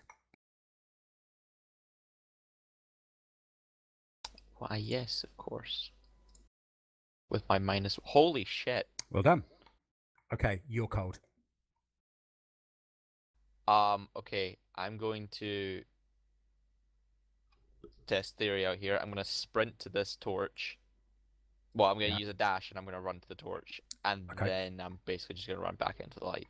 Okay. And that's going to be the rest of my turn. Absolutely fine. Are you going to run to the door or back over to the torch? So the door is there, pretty much. I think I'll just stay... Actually, I'll go by the door. Okay. Can I examine it and kind of feel around and see if there's anything that maybe I can... I don't know, just feel around and see if I find anything?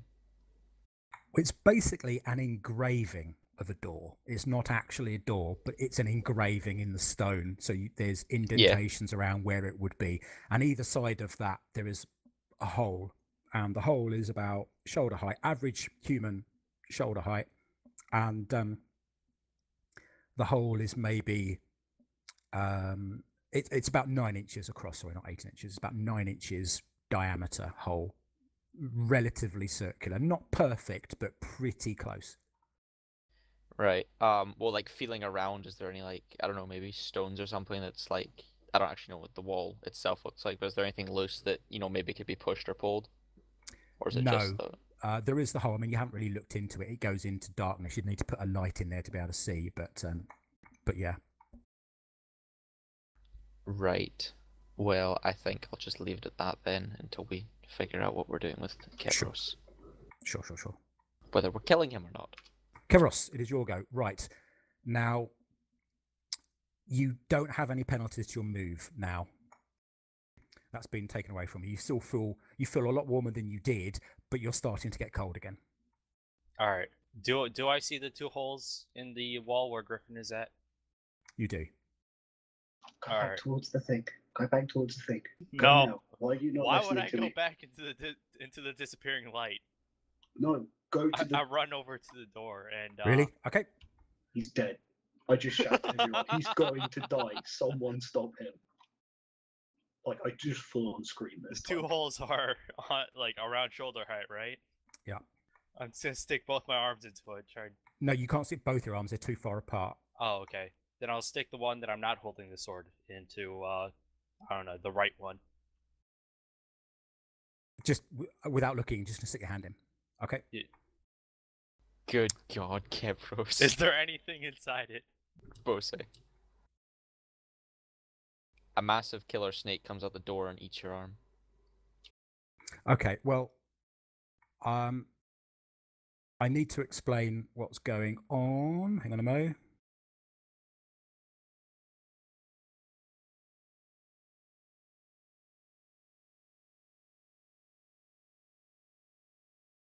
Hang on a mo.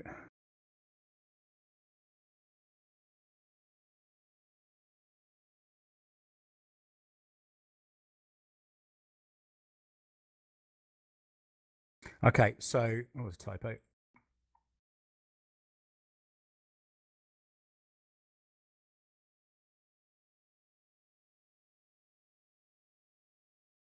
Right. So engraved in the stone above the outline of the door with the holes. Still typos. That's awful. So many. I know, weird, isn't it?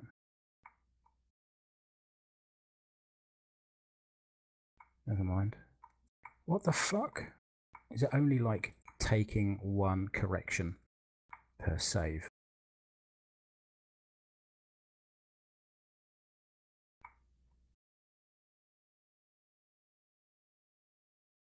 The fuck?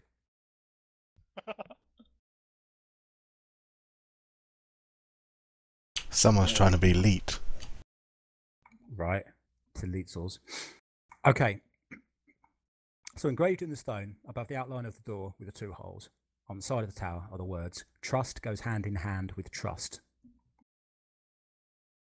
And it's written in quite a fine script. You can only really see it when you're next to the door. Right. You're not going to look into it. You're just going to shove your hand in. Yes. It's dark. Okay. About 18 inches or so inside the hole, there is a metal bar that runs from top to bottom that you can feel. Can I take hold of it? You can. Then I will. I'll turn to. Okay. I turn to Delgar. Remember that. The caged floor in that castle. After we Yes, I do. trust. Have faith. Yeah, Don't, well, I, don't listen to him. He's gone mad.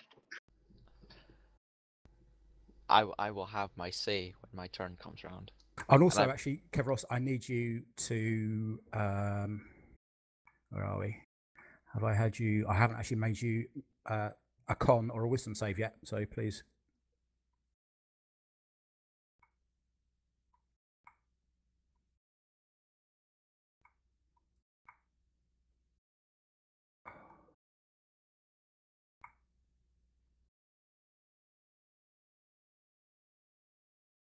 Okay.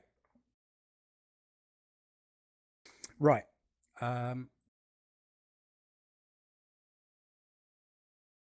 Please take 11 points of cold damage. Jesus. And you turn and start running off into the darkness. Woohoo! Don't worry about where you are for the moment. Oh, you took Delgar. Oh, shit. Don't worry. No. He sacrificed himself for me. Right. Kevros runs off into the darkness. Okay, you were actually lucky because I was about to launch a fucking lightning bolt into your chest if you didn't drop the sword. I'm just gonna put that out there. Well, I don't know that he's lucky. I think he's dead either way. Well, look on the bright side, we get a new Okay. character. Yeah, man. Zilt. I just like watch this, like my mouth is agape. I'm like You can't see him. He's gone into darkness. yeah. I like watch him run out of the light into it. I'm just like, I don't know. He's just, and I'm like looking around at everybody, just like my entire turn is wasted just being in complete shock. Okay. And you're going to stay where you are, right? Yeah, I can't even like form a sentence, so I'm not going anywhere. Ferron. Right.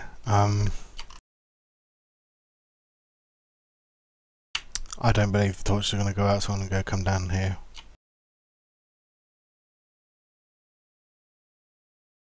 That's 6. He's gone. Where did he run off into? Somewhere down there.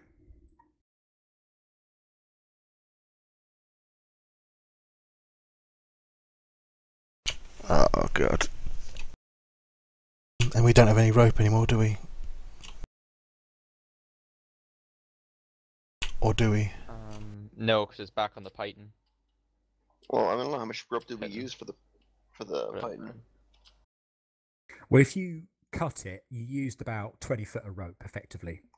Maybe slightly less. So you've got 30 to 35 foot of rope left if you cut it. Otherwise, it's all back up there. Well, we had Oh, like okay, 150 but- foot of rope though, didn't we? You did have 50 feet of rope Yeah. there. No, Yeah, sorry, 150. 150.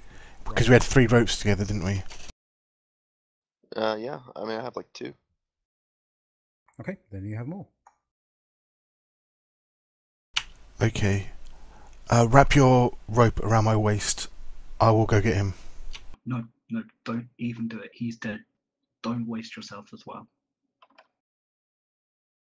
Once you go in there, the same thing's going to happen to you. Says not the coming back out newest again. member of the party. Yeah, I The I'll go ahead and sanest I'll member wrap of the party. the rope around you. Okay. What And are you doing? You're all insane. if you decide to go, then by all means, since you're the one with the fastest move speed, makes sense to me.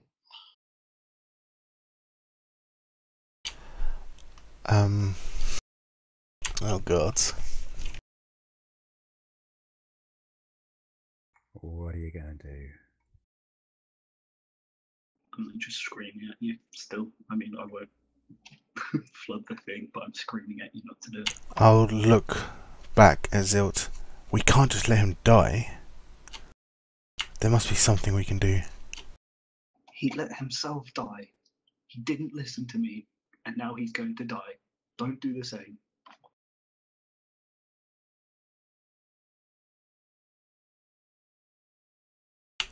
I'll nod. Then I'll make my way down to this torch and then out into the open, so to say, the other side of the door. Okay. You still have the rope around you, or not? I do. Okay. And is that all you're going to do? Yes. Okay. Flint.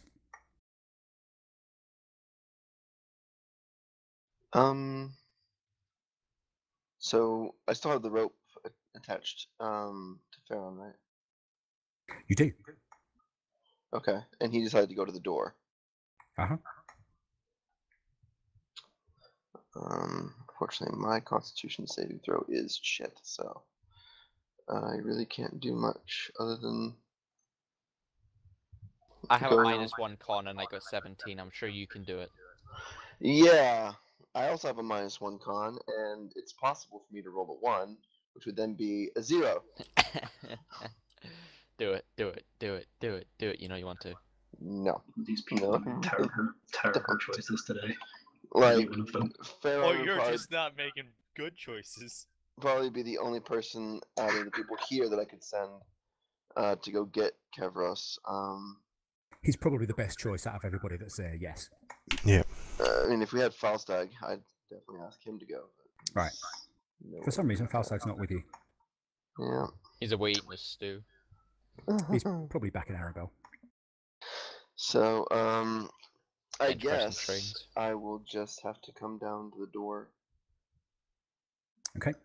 So I'll make a Are dash you, action to get are up you there. going to go via the other torch? Yeah, I'll go by the other torch. That's absolutely Dash fine. action.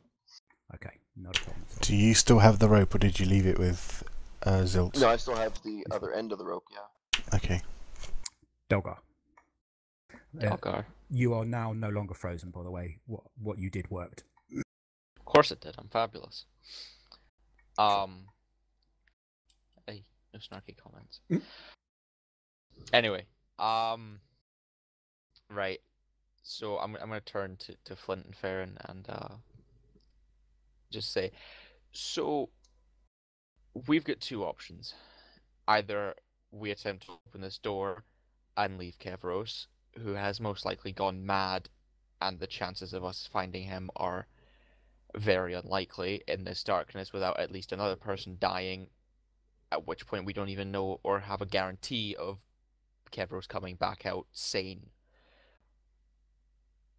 And I really don't know if I want to take that risk. Remember back to the cave. Remember what that man performed. The miracle he performed. We're not leaving him here. Yeah, miracles can be a one-off. That guy's going fucking crazy. Did you not He see is his eyes? very powerful.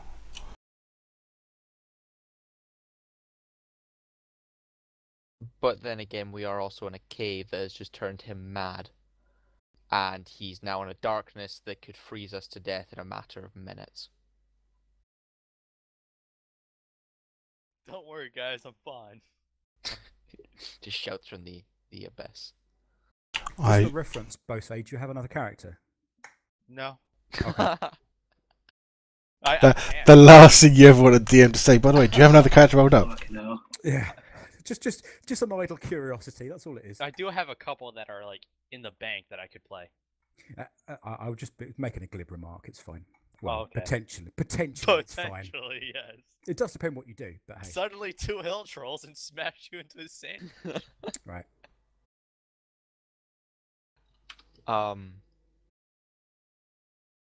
Fuck. This is not a good situation to be in. I need to know what you're doing.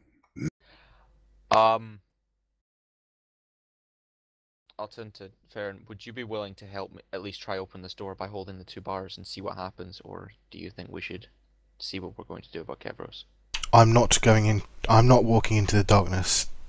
I trust in Zilt's arcana, and I trust him when he says it's suicide. But however, I'm not leaving Kevros. I'm not leaving this place, so to say, without Kevros. So, yeah, I'm prepared to do that. Well, I don't exactly know what you're going to be doing, because if we can't go into that darkness and he's just ran off into it, there's no way we're going to There go back. will be a way. There's If you always a can- way. If you can get in there, grab hold of him, pull him back, we can heal you. Right, but we are talking about a divine paladin who just ran through a small area of darkness and came out the other side, frozen and insane, and has not just ran off into the darkness. Now, albeit he is also carrying a sword of unknown origins that could also have contributed to that, but, you know. I'll shout over and be like, for what it's worth, the madness I think is the sword. It's the freezing in the darkness. If I can get close to him, I will disarm him. Okay, Delgar, I need a decision on what you're doing. There's not a whole lot I can do, so I'm basically just gonna be standing around doing nothing. Okay. Kevros, can I possibly have a Constitution and a Wisdom saving throw from you, please? Alright.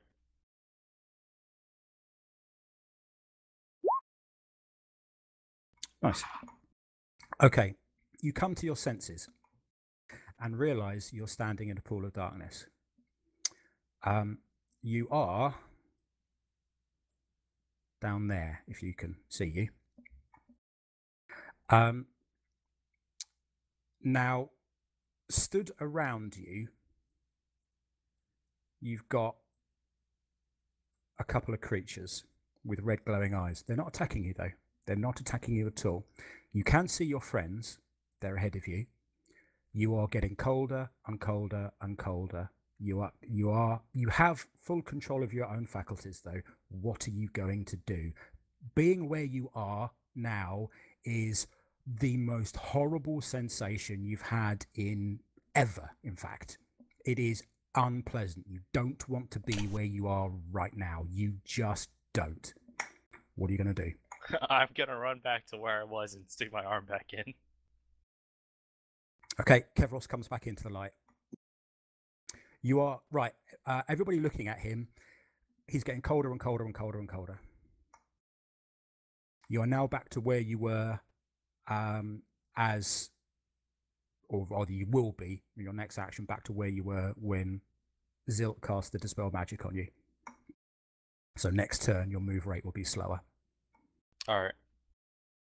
He looks like he's just freezing. He's just walked out of the Arctic Circle after wearing nothing more than a pair of like jogging bottoms and a t-shirt. He's that sort of cold. His armor is frosted up.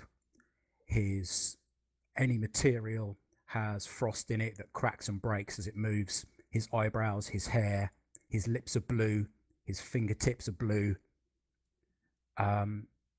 His skin is going grey. He looks horrible. He looks like he's dying of frostbite or pneumonia, for those of you around. Okay, so that's your action, is to leg it back in. He doesn't look mad, though, just to let you know. He doesn't have a mad look in his eye. He just looks like he's dying of cold. Get inside the ruins. Zilt. Zilt, it's your go. Mm-hmm. 5, 10, 15, 20, 25, 30. Would I be in the light if I got to this square? Would it count? So I say that again. If you got to where? This square I'm pinging. No. Okay, let's That see square if I can work would that better. work. That square would work. Anything that is more than 50% darkness would be enough. Okay, I can squeeze 30 in to get to that square there. And I'm going to do so. And it's Okay. and it's by way of the torch as well. That's what Sure, I'm trying to sure, work out. Absolutely fine. 10, 15, 20. 25, 30. Okay, Okay. what are you going to do? I'm going to try and dispel magic the sword. Right. For reference, you don't think that'll work? I don't at all. Jesus. No. You think the sword's cursed, so dispel magic's not going to do shit. Oh, okay. No, I didn't realise it. I think it's just a spell called like remove curse or something like that. Mm-hmm.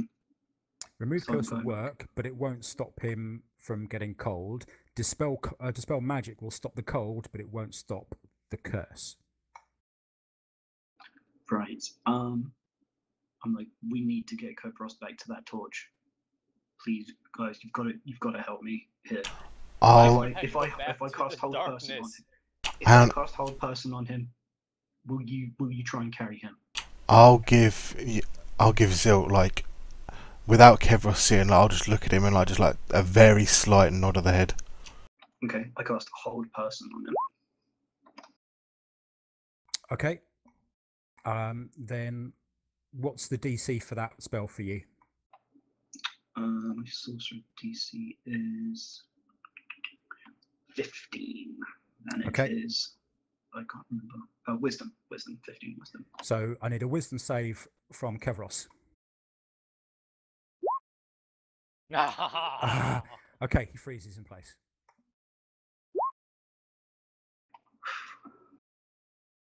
We need to get him back there. He's not in control of his senses for whatever reason. Right. The duration is concentration up to a minute. So you haven't got long.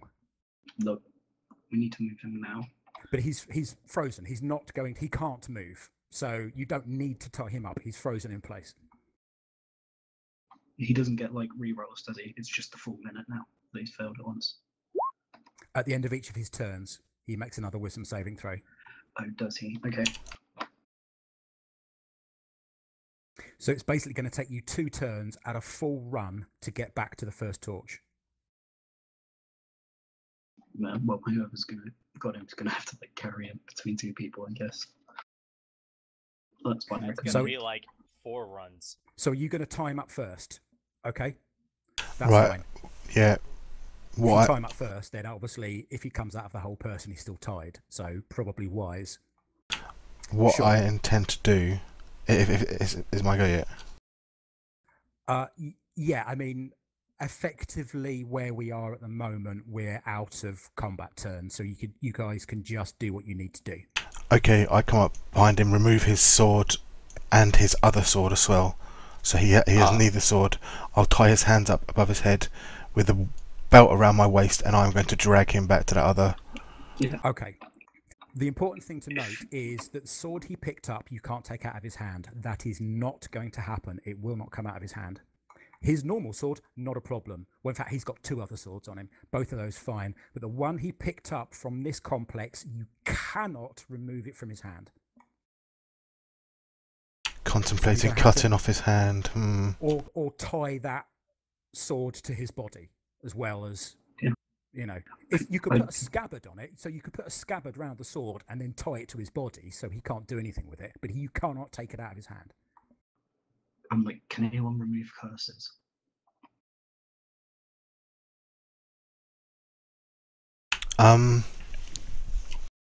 Fuck, what can we do?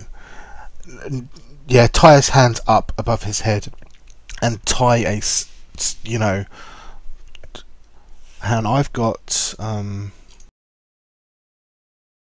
give me a second. Yeah, Well, he's I've already got 2 scabbards on him. So Oh, you take okay. one of his swords out and use the scabbard. yeah, I'll do that then, and to make sure that's wrapped around so that the sword cannot be removed from that. Yeah. And his hands are well and truly bound, so he can't use What about them. his feet? No, I don't care about his feet. Yeah, I don't think we need to bind his feet. We just need him so that way, if he runs off again, we can just drag him back. Okay, so you're going to attach rope to him as well, Yep. so that you can. Okay. And so the rope's around my waist and his hands. And are you going to go back via the pools of torchlight, or are you going to go directly?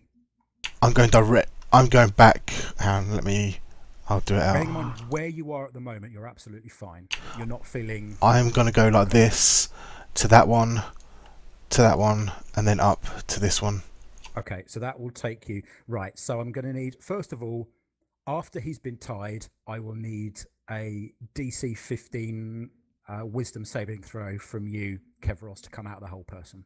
So make one.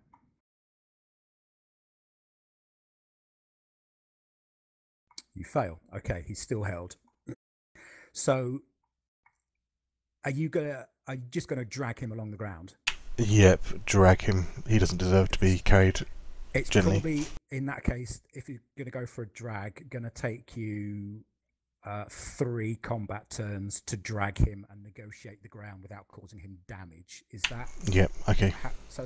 Okay, so let's Right, have. so while you're dragging him, can me and Griffin try and open this door? Well, help him move him. Yeah. yeah. Wait. As I think, as he's coming around, in case he does break out of it, if you go alongside him, and if he tries to stand up, just kick his knees out from underneath him. And like we shouldn't be gentle with him at this point. We just need to make sure he lives. If he's not going to do it, then we need to make sure he does it. Okay. Okay, so can I have a wisdom saving throw from you, please, Kevros? No, Zilt, you can't. You can only use it to give advantage on something your friend's doing. Okay. Yeah, that's fine. You start moving off. You get to a pool of light. Can I have another wisdom saving throw? I'd like to cast sleep on him before he moves away too far. Okay, he gets to the first pool of light. Are you going to go with them, or are you just going to cast sleep on him while he's still held as well? I'm going. What? So like he's still held, and I'm like thinking, and as he starts to be dragged away, I'm going to cast and move with them to like try and help with my staff out, like in case he tries anything. Okay. How many hits do you have at the moment, Bose? At the moment, I have 27. Okay. Can you roll me? Sorry, Zilt. Can you roll me 5d8? I'm going to. Unless you want to do it at 2nd level, of course, or 3rd level. I'm going to roll it with him. How does it work? You can't roll with advantage. You're just rolling to see how many hits worth of people you affect. I'm looking if I can empowered spell meta magic it, so I can re-roll low rolls. I think it might say it's only an attack spell, and I don't know whether it counts as an attack spell. I feel like it does because it's dice, and like it's to re-roll dice. Let me read it. I'll either do that or I'll spend 2 extra spell slots and cast it at 3rd level. This is important. I don't want anyone to die. Reroll number of damage dice to your charisma modifier. Yeah, and it's like, is it damage dice because I'm casting an offensive sleep spell? Well, you're not rolling damage, so No, I you're would not. say no. So I would say no as well. Okay, But- I'll cast it at 3rd level. Okay, then roll me 15. 9. Or is it 3 extra? Sorry. Is it 2 extra per level? I think, isn't it? I just went back to look at the sorcerer thing.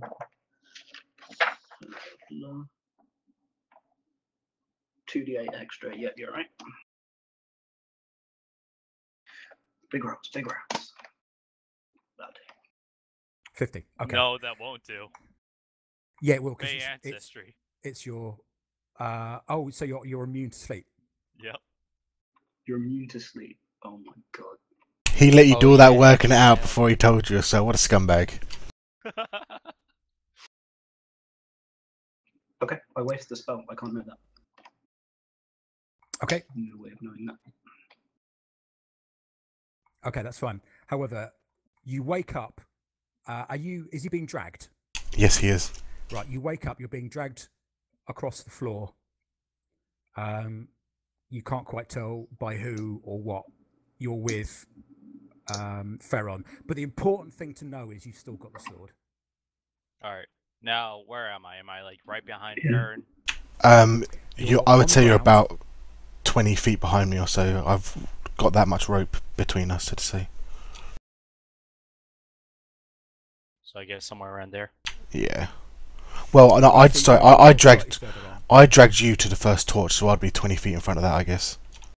So I'd be here and you'd be there. Yeah, that's it. Sure. Am I still slowed?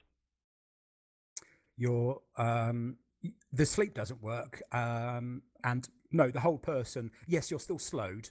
Yeah, you still have that. And in fact, I need you to make me a Constitution and a Wisdom saving throw, and the whole person's worn off.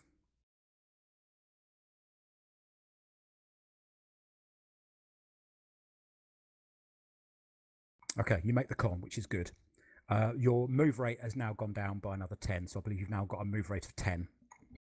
But you Yippee. don't take damage. You fail the Wisdom saving throw. You want to rush off into the darkness. But you're lying on the ground. You're being dragged at the moment. So it's. But as it happens, well, you're in the light at the moment, but you're being dragged towards darkness. So, you know, it's not too bad. But you want to get into the darkness. That's where you want to be, the darkness. All right. He does come out of the spell. Now I'm going to need an opposed strength roll to continue pulling him into the light. I'd like to assist on that. I was going to say, can I get an advantage on that also? Yeah, you totally can.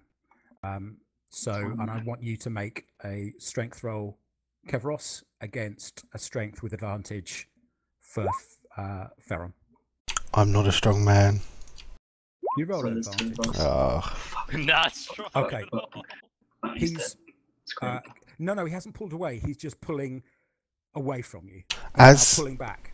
as he's trying to pull, is that with his arms only, or is he still on the ground? Yeah, he's lying on the ground. Yeah.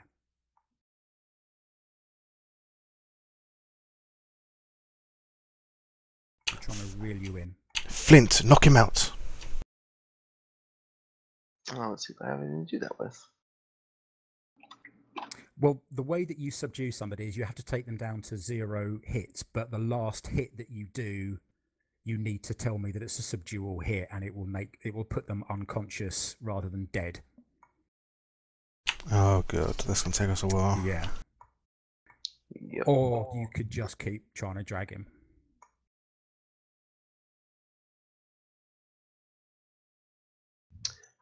Flint, kick at his kick at his elbows. That way he'd lose strength in his arms, I think. I'm gonna cast Charm Person on Kebros. Oh, if you like go to cast a spell, it's like spells aren't working on him. That's what I assume happened.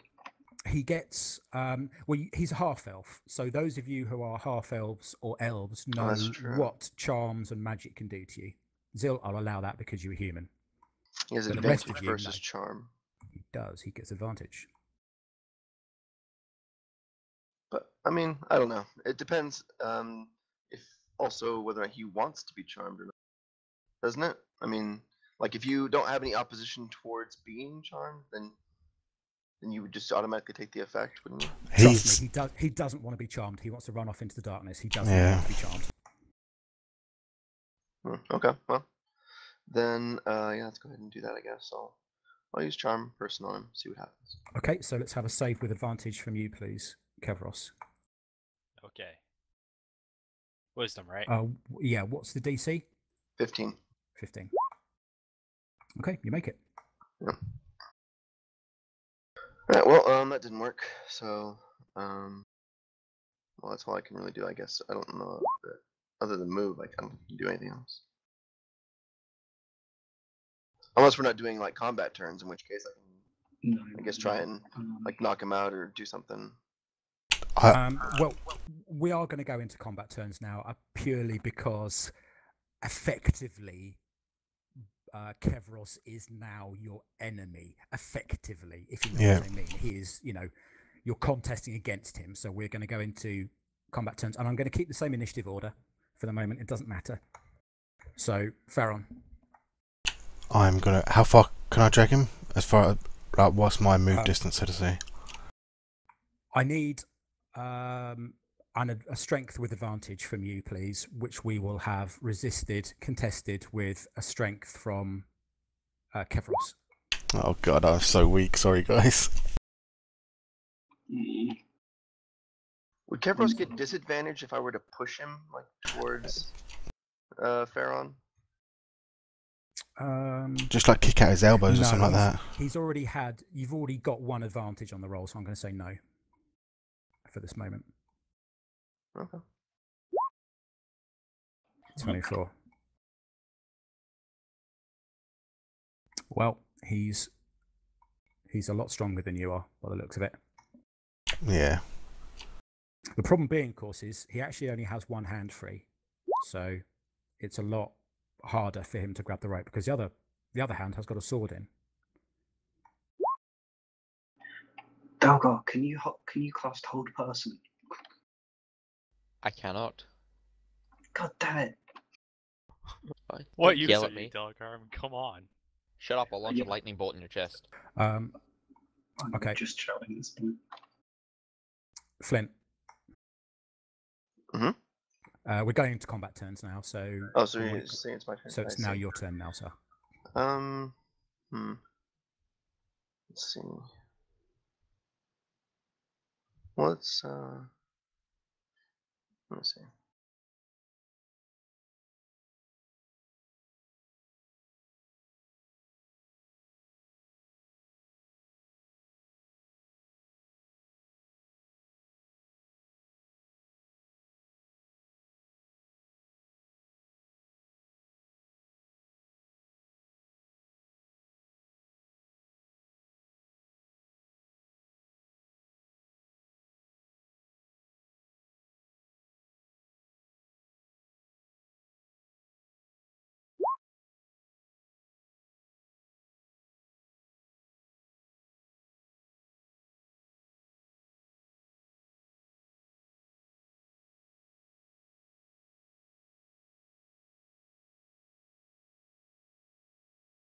Hello.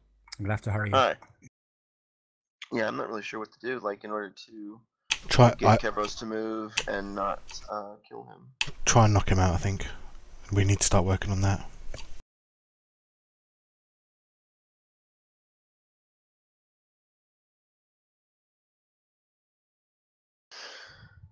Okay.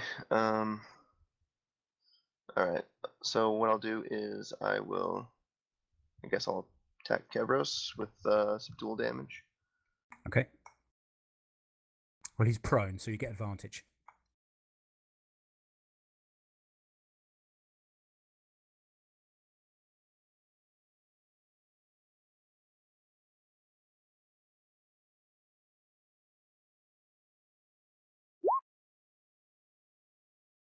Okay. Okay. I don't know that I even hit him. My Well, I guess he doesn't AC have his is armor 17. on. I do have my armor on. We I did thought take it off Kevros in the took end. your armor off. No, he's got it back on. They never took the armor off. Yeah, we didn't. So you hit him because it's unavoidable, but you don't hit him enough to cause him any damage. But you do hit him. The thing is, I'm guessing the way that you're doing it, you're trying to do it as subdued. I mean, he's a friend. You don't want to kill him, so you're kind of holding back a little bit using the flat of the blade, and as it happens, you just misjudge it, and it clangs off of him, and it doesn't really do damage. But you're not trying to cut deep into him because he's a friend, right? So that's my justification for why, even though you hit him, you don't actually do damage. Okay. And then I'll use a bonus action to give Bardic Inspiration to Farron, so that way the next time he uses his strength check, he can roll a d6. D6 to it, yeah. Okay, Delgar. Just shout over. I'll guard the door. Don't worry. That's what you're going to do. Come and help us, for God's sake! Ah! Not really. I'll shout back over. There's not really anything I can do. Look through your spell book. God damn it! There must be something. Last time I checked, he can't be slept. Or put to sleep. And that's the only thing I have. Unless you want me to impale him with claws that I can grow out of my hands. I just like put my hand in my head in my hand, just go, worst sorcerer ever. Wizard, not sorcerer. Wizard ever. The sorcerer's actually done quite well. The wizard, on the other hand, not so much. Okay, Kevros, can I have a Constitution and a Wisdom saving throw, please? Do you know what? It's getting to the point where it's probably a good idea if you failed the Constitution saving throw. But hey. Gladly. And you did fail the Constitution saving throw, finally, but you did make the Wisdom saving throw, so you now no longer want to run into the darkness. However,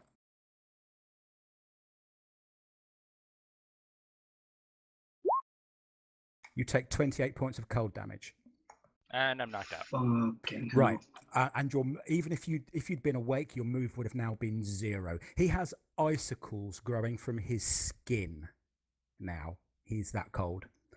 Maybe one more round of this, and he is dead. Okay, dead. Okay, I know what I'm doing this round. I'm going to use my flexible casting, spend all of my sorcery points to regain a 3rd level spell slot and dispel him again. Okay, and it is indeed your go. Yep. Wait, hang on a second. Okay. I'm recasting that. I'm redoing that. I'm spending my inspiration on that. Yes. That DC 15. Okay. I'm knocked out, but get rid am of I the- still holding onto the sword? Oh yeah, you're still holding on Oh, to the sword. good. Yeah, Get that's the frost important. off him. Okay, the frost goes, but he immediately starts to refrost again. But that's fine. You've got a bit more Yep. time now. Like, Okay, at he's this now point, I'm unconscious. really falling over, having cast so goddamn many spells in like Oh, less I than need 10 you. minutes. I need you to roll me percentage dice as well. No. He was knocked out, now you're going to cast Armageddon on all of us. No. Yeah, Yeah, that's no. absolutely when I use wild magic, when I like reform it so I can cast new spells. That is fucked up difficult. So that's a 27. Yep, that's my D100. Okay, for the next minute, all your spells with a casting time of 1 action have a casting time of 1 bonus action. Chain So- cast all those spells I can't cast anymore. Right, but hey. Right, he's out. And he's starting to refrost over again. So, In that case, I just drag him straight there, because I'm not being Yeah. resisted anymore, I suppose. no, you're not being resisted at all. No. Yeah, I'll help you as well. I'm like Go on. pulling it as well to try and give you. Okay, so advantage. he's at 0 health. He's at 0 health, yeah. I drag him via this one, and then Is he up to this considered one. stable? No, he's not. Okay.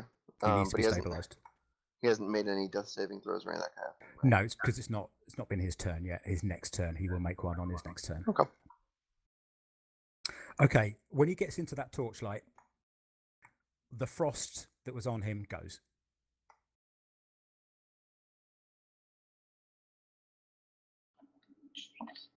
In that case, I am... Oh, I moved the wrong person, so I moved you, Flint, instead of Kevros. I apologise. That's all right. Oh yeah, I'll combat again. No, he's got to make his death saves, doesn't he? He has to make death saves, but he doesn't have to make con saves anymore. The frost is now gone. So are we still doing it by initiative order? No, we don't need to. No, he's unconscious. It doesn't matter. Your enemy effectively has been, countered. We need to stabilize. I will him, say- he's still dying. I will say that I think it's better if we just drag him back to the door of the tower before we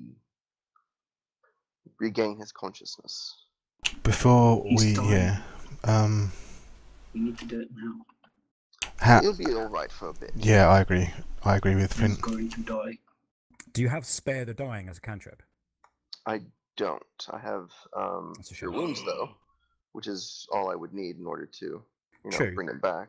But spare the dying would make him stable, but keep him unconscious, which means you could drag him back easier without having any issues. But of course, a cure wound brings him around, at which point he could still now leg it off into darkness again. Yep. But it's up to you. No, I think we'll wait because he hasn't made any death saving throws, so he should be fine for a while.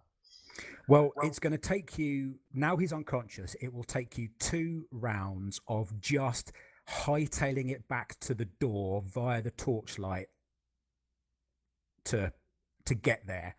At which point, if you don't then cast a cure on him, you know, depending on what he makes on the death saves, he could potentially die. But it does depend on what he makes on the death saves.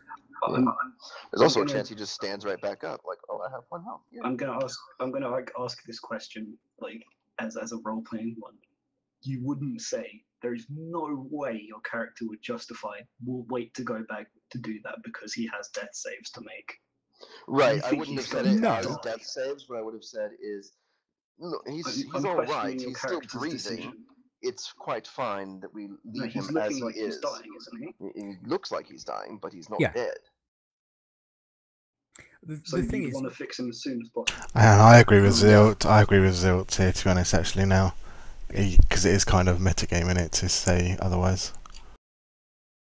Well, I mean, yes, it does seem that way, but I mean, the way I feel about it is that we have some understanding that he's still alive and he's okay for at least a little while.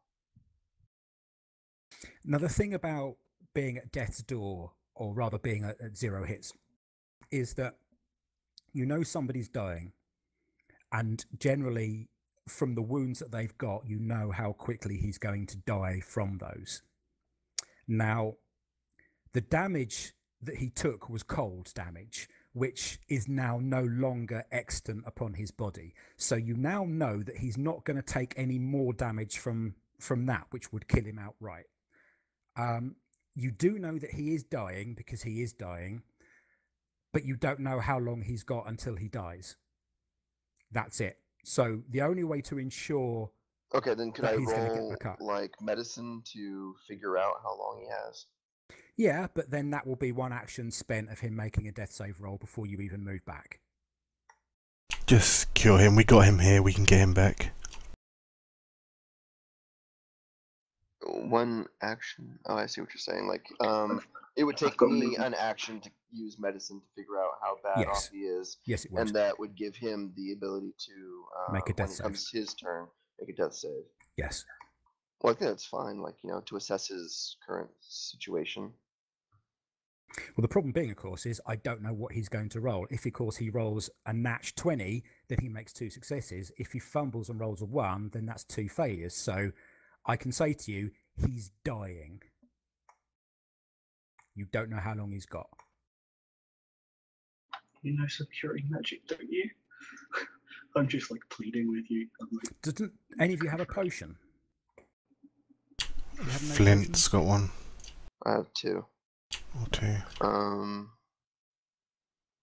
we've got some in the I would shared just stash. prefer to move him instead of like bring him back right away, because I don't have a way of subduing him. He can't hurt us, though, remember. Just because we can't subdue him doesn't mean he can hurt us. But he can still hurt himself. And, you know, he's stronger than we are. I don't suppose I could just force feed him a Goodberry. Yeah, you probably could. Okay, then I do that. I cast Goodberry and force feed him 1 Goodberry to give him 1 hit point. All right. He weakens consciousness, doesn't he? He does gain consciousness. Yeah. I've got 1 more. I think I've got 1 more hold person in me. I'm gonna have to try and drag him back now. As he regains consciousness, can I? Obviously, I can't use an arrow because that is piercing when it would kill him. Could I use my quarterstaff in 2 hands with advantage because he's on the ground? To knock him unconscious? Yes. Yes, you could try and do that if you wished. Fuck yeah. Come on, rolls. This is going to be a failure. Come on. 15. That's not, is it? What's your You AC? do get to roll the d6. 17. Oh yeah, add the Don't bardic forget you get to add a inspiration. d6 to it because you have the bardic inspiration. Come on, go. Wait, what's 2 or higher. 2 or One. higher? Come on, one. Not a one, not a one. Damn it! Okay, Yes. Smack right. that bitch You off. knock him unconscious. Yeah, Wait, I was mean, he's 0 a- damage? Why is it 0 damage? Because these things You are don't have screwed up. I don't minus know. one. You're rolling Do you with have strength, minus and one your strength is 8. My strength is minus 1. You rolled 0 damage. Oh No, wow! no, Wow, are you fucking kidding me? No. It's. I don't believe you can do. I think the minimum you can do is 1 point of damage. Otherwise, what will be the point of attacking if you can't do any damage at all? Okay, is there a I do. rule on that? Yeah, there must. Yeah, there must be. Yeah. There's got to be something somewhere. I hope to God there I is. think there is something about it as a minimum of 1 damage. And right in the next chapter is every PC rolls nat 20 every time. I think it was. Yeah, we forgot about that. We haven't been using it. Oh, for sure.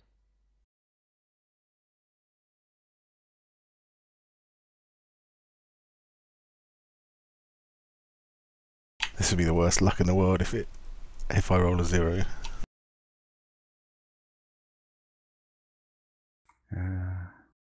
Doesn't say. When we get back to Arabelle, I need to hit the gym. You do. Quarterstaff. Versatile 1d8. Hang on a minute.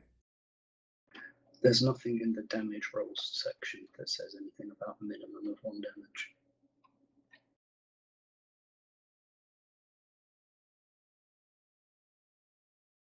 Hang on.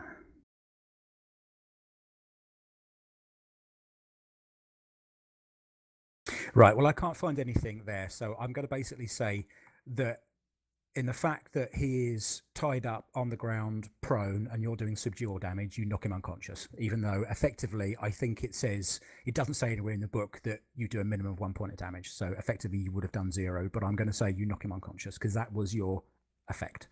Thank you. You're a merciful DM. I No, he's not. I pick him up after I've knocked him out. I pick him up and carry him back via the How are torches. you gonna pick him Right. up with an 8 for strength? My Between strength 2 of you, is you can do it. yeah. There we go. I also have an 8 for strength.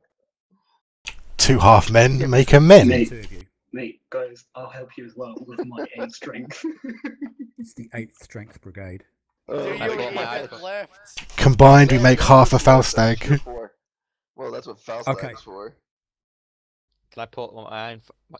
Never mind. I was gonna make a joke. but I I'll come along here and I'll literally take him back via this one and this one as well.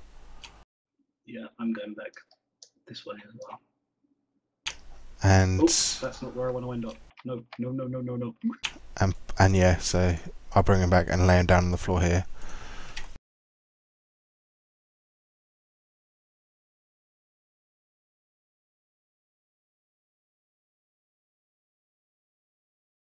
I just fall down on the ground. Are you got to take him back via each one of the torches? Yep, including this last one. The one that's like on the floor and yeah, that's it.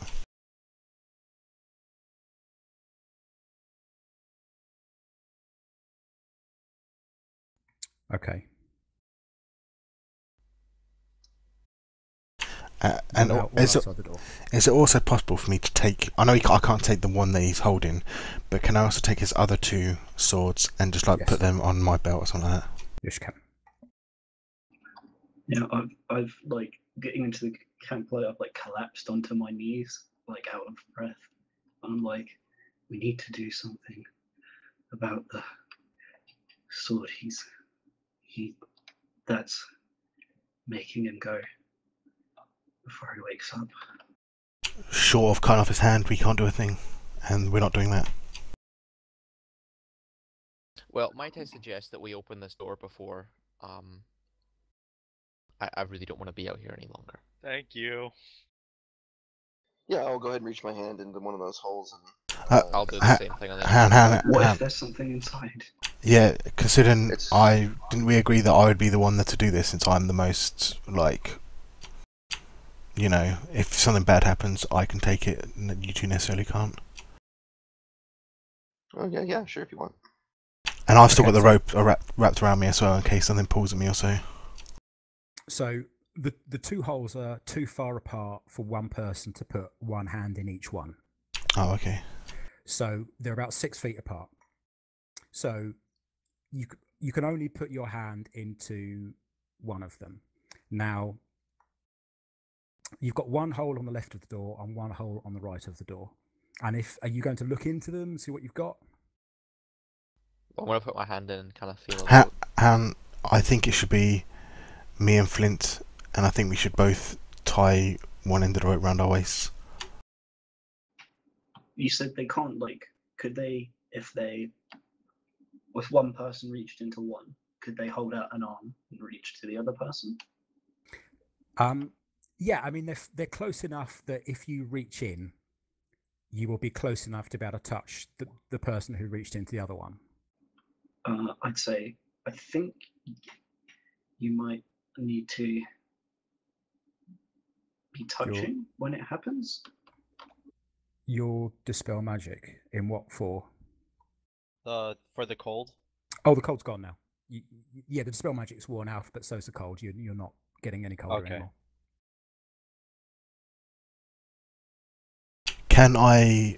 Will Flint let me wrap the other end of the rope around his waist? Yeah, actually, I'll take the other end of the rope and I'll just wrap it around my waist.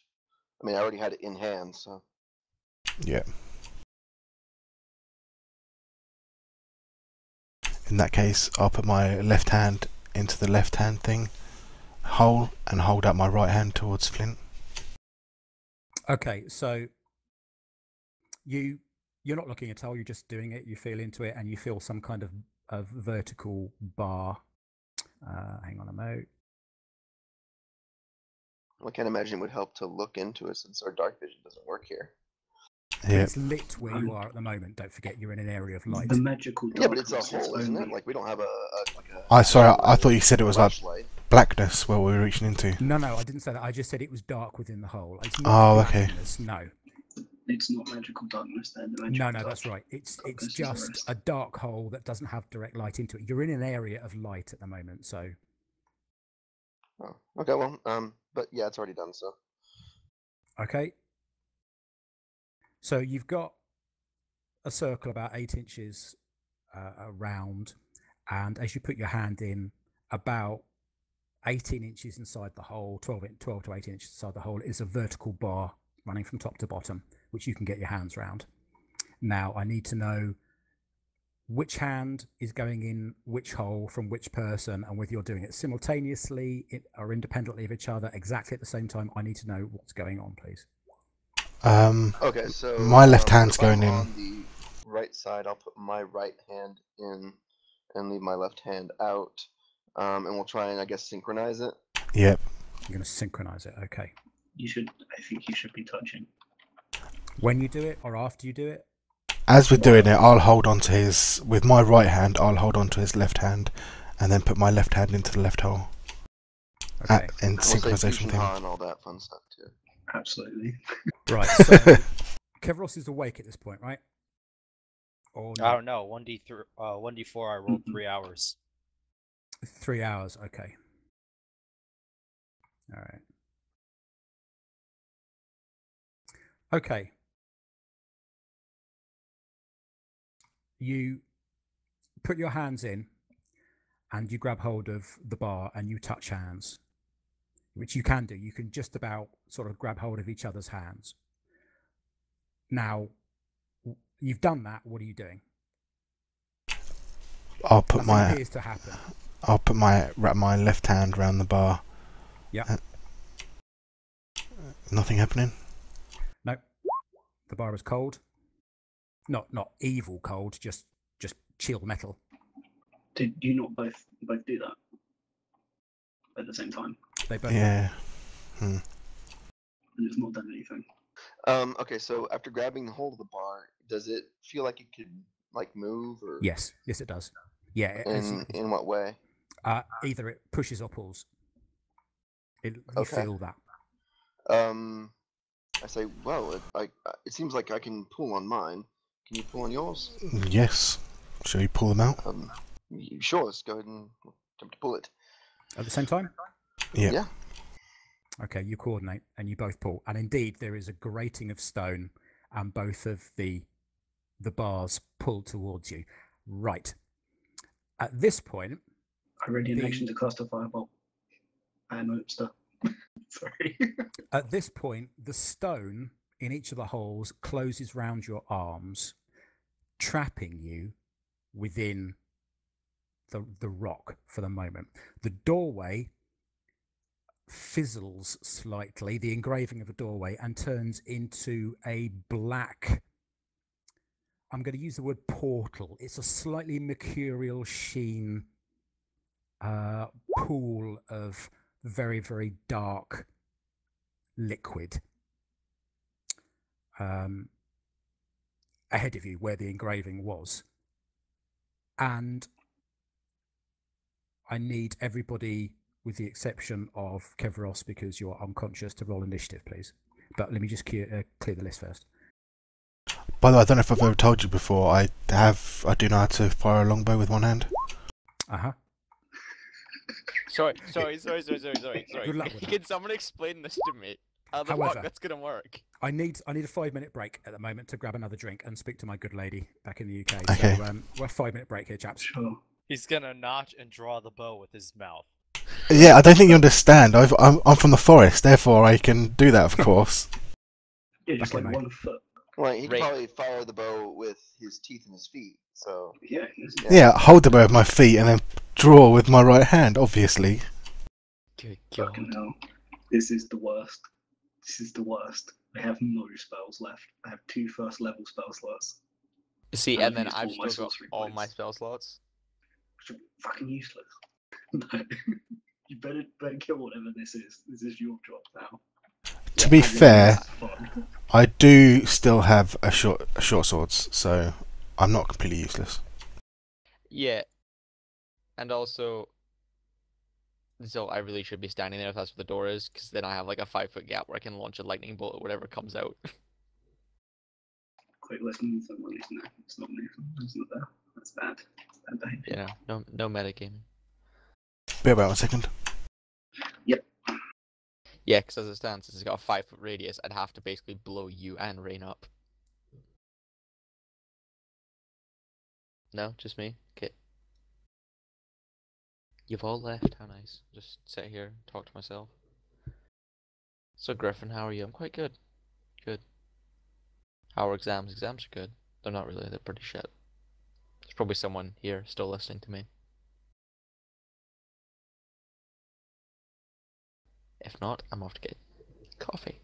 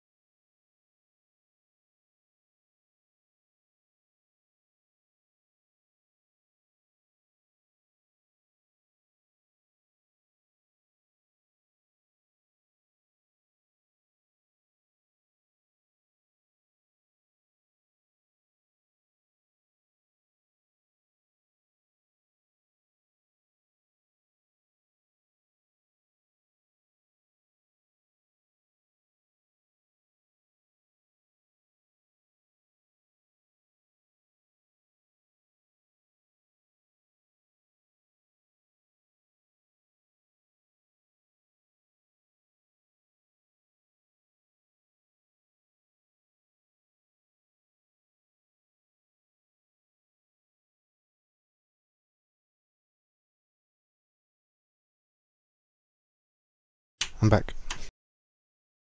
Welcome back.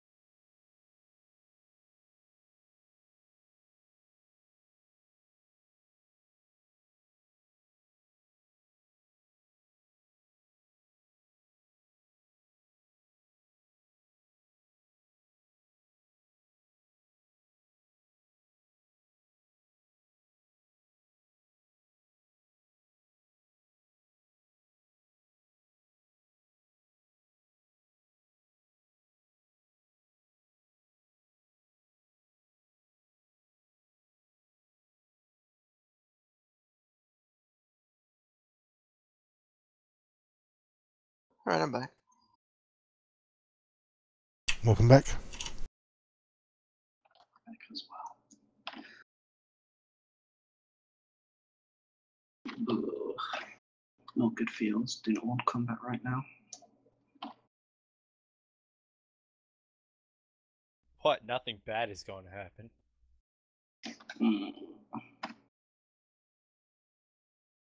Wonder if there's any way I can siphon your life force out to use it for more powerful spells.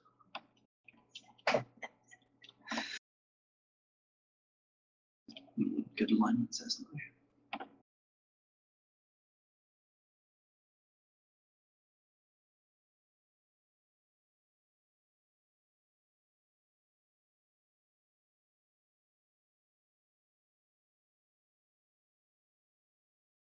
Hello.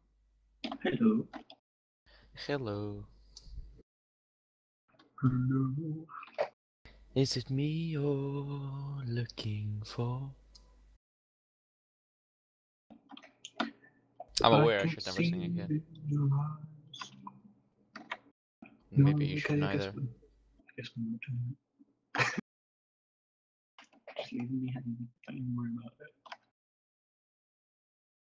It did literally take you guys about 20 minutes to decide on whether or not to save his life. It didn't take 20 We know minutes. that It took he was like going to save 5. his life, it was just in what way? Yeah. No, it was about 20 because you guys got him over there, and okay, maybe it was about 5, but 5 minutes where you guys were messing about with him. Oh, sorry. No, that's all right. I just Should got be back. silent. Carry on. Should be silent for our Lord and Savior, High Rise. Right. You mean me? I'm the Lord. No, it wasn't really an important point. Wait, what? I've saved this guy's life. I'm the saviorist. Huh? Damn it. Okay. Now I'm confused as well. But as I was saying, I saved Kepros' life. Zil thinks he saved Kepros' life anyway. He thinks. Doesn't mean he's correct. Mm-hmm. Anywho, let's get to the action and killing and death of other creatures and animals and things. And possibly other people, such as Kepros. Hang on a minute. Just responding to a text message from my agent.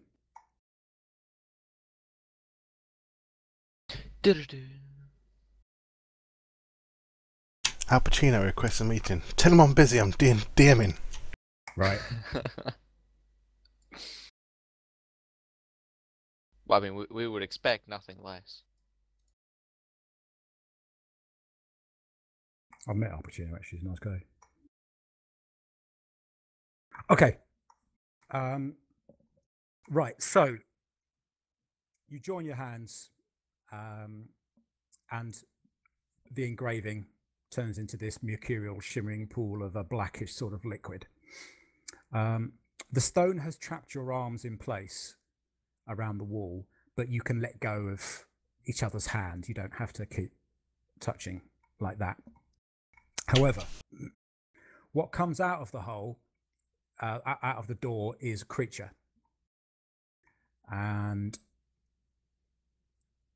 so I don't think everyone's rolled initiative yet, have they? Sorry. As the stone encloses around my hand, can I draw my short sword? You're in the left-hand hole, weren't you? Yes. Then you can draw it with your right hand. Yeah, that's fine. Yep, perfect. Hang on a mo. Where is...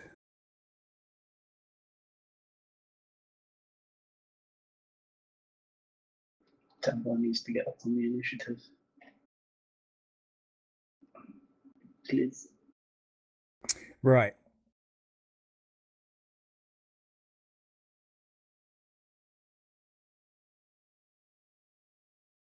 There it is.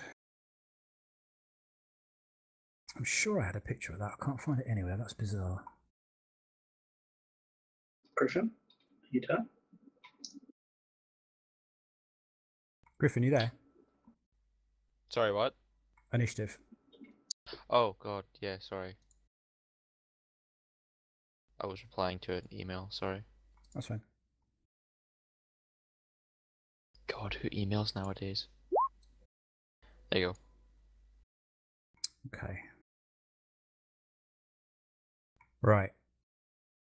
So out of the hole comes a really unpleasant looking figure. I can't find the picture.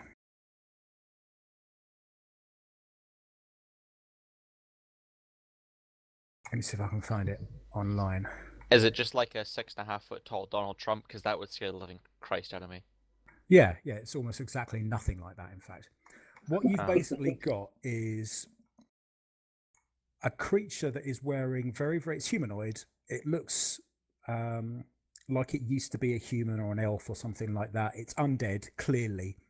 It's got long grey-white hair that hangs very lank and sort of dankly against its skin. It's got grey skin. It's got two big black pits where its eyes should be. Its nose doesn't exist. Its mouth is just a row of fangs. It's got skeletal type of claws. The armor is spiky and black and dripping with this unpleasant sort of liquid, and it's got this really wicked barbed blood and gore covered sword in its hand, and it just looks at you as it comes out and readies to attack. Now let me roll my initiative.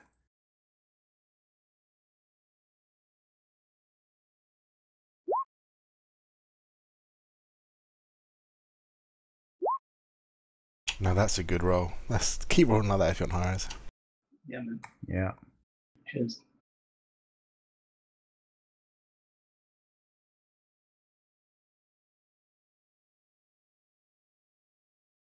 Okay, Theron. Okay, well, it's obviously very evil, so I'm going to swing at it with my short sword. Okay.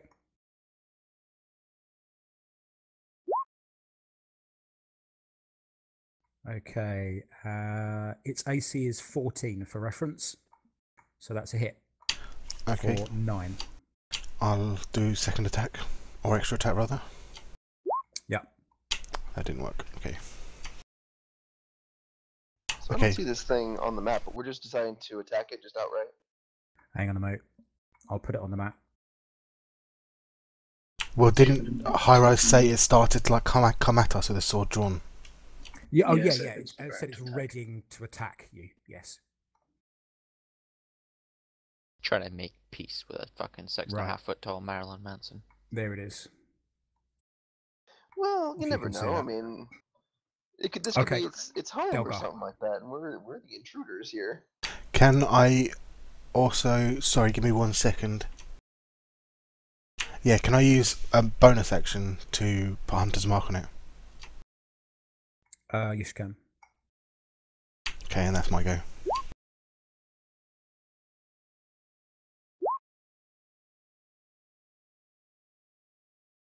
Yay, me. Okay. Yeah, Delgar. In case I can't cast that because you're too close, you'll get blown up. Right, I think. Yeah, I'll just cast little Melf's Acid Arrow. Yeah, I'll go with that. And I always forget how. What do I roll for attack dice again? It's your a D20 plus your spell attack modifier. Which is intelligence. Okay. And proficiency, because you have proficiency with magic you can cast. Wow. Fucking wow. So it messes. Do you only have a +2 in? I have a +5 modifier. And then What's your +3 intelligence? proficiency. Whoa, sorry, what? What's your intelligence? 19, I think. Okay, that's +4. And then Where are your we here? um Oh yeah, +4. Proficiency. Whoops. so proficiency is +3 at the moment, is that right? Yep. Yep. So that's +7. So So actually 14. that's a 14, Just- which is just exactly a what hit. you need to hit. Alright, let's see if I can learn to roll dice from now on. Let me just get the spell and I'll roll damage. Okay. Oh, it does the AC for me, never mind. Oh, Don't it doesn't even matter. need to- You already rolled it. That's fine. So it's 10 Yeah. damage. Okay, hisses and recoils. Right. I can Zzz. still move. I can Yes, move. you can can still I? move. Yeah, you can still Yeah, move. I was just saying, can I like back up just like to here? You can. It will provoke an attack of opportunity. What? In fact, Oh, I it's should have, because it was. right. No, don't. No, we'll forget that. Yes, What? because otherwise I needed to. No, you'll move up. It won't provoke an attack of opportunity. That's fine. Right. Okay.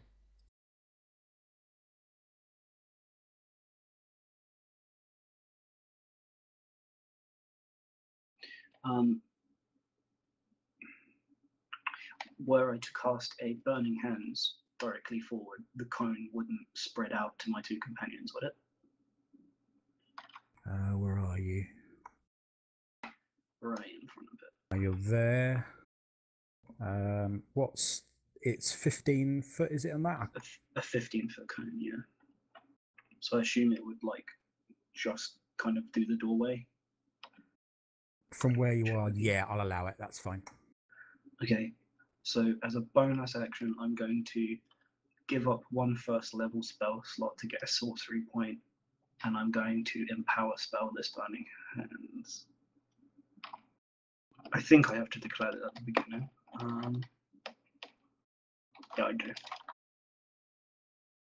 Oh no, I don't actually. I'll roll the 3d4 and I'll decide if I do that based on the rolls. How do?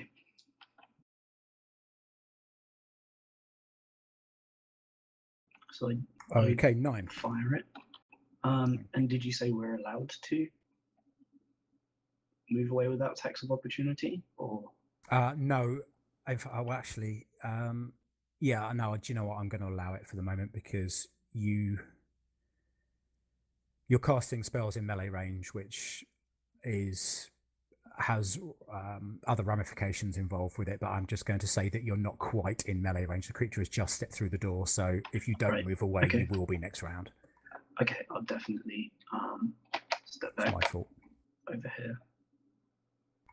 Okay. Unless you only want to let us move 5, like, up to you. Second, unless you what? Unless you only want us to move 5, or. No, that's fine. Okay, I'll get a good distance away then. Oh, whoops! I drew a line. That was an accident.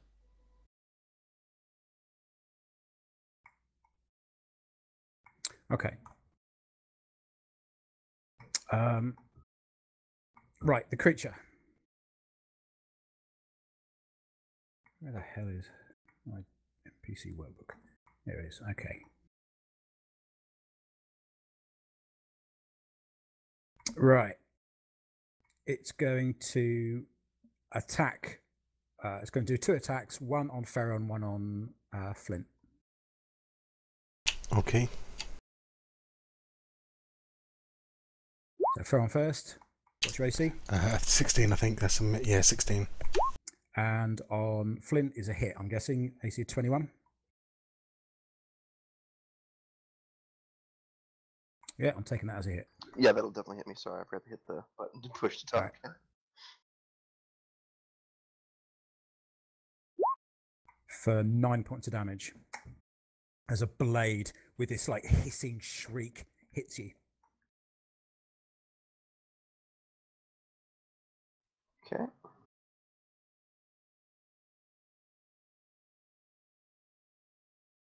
And it stays where it is. Okay, Flint. Now your right hand is in the hole, so your left hand is free. Because you're in the one on the right. And that will be the only way you'd be able to touch hands, is if your right hand was in the hole. Does that make sense? Yeah. Okay, so I'm guessing you're right-handed, is that correct? Yep. Okay. So what is it you're going to do? I'm trying to find a spell that I could potentially cast to do something. No somatic components.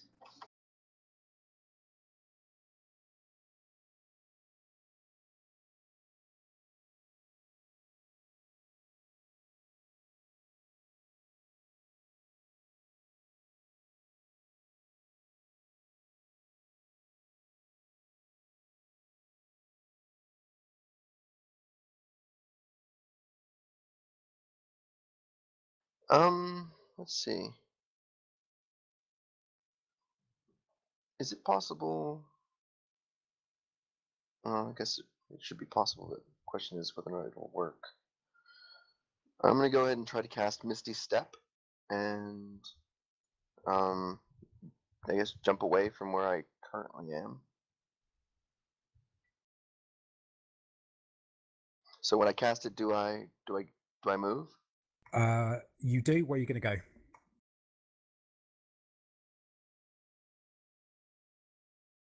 Okay.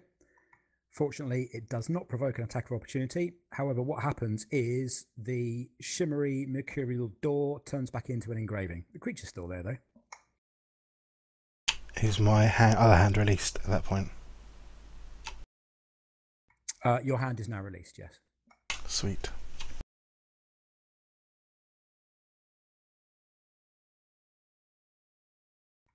And we're going back to Ferron.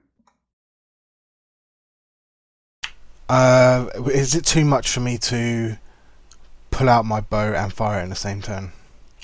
No, but you are point blank to him, so... If I moved a step away, would that be too much? But that would provoke an attack of opportunity. I accept that, yep. Okay. Okay, let me just roll that quickly. Yep. 23. Yep, hits me. 7.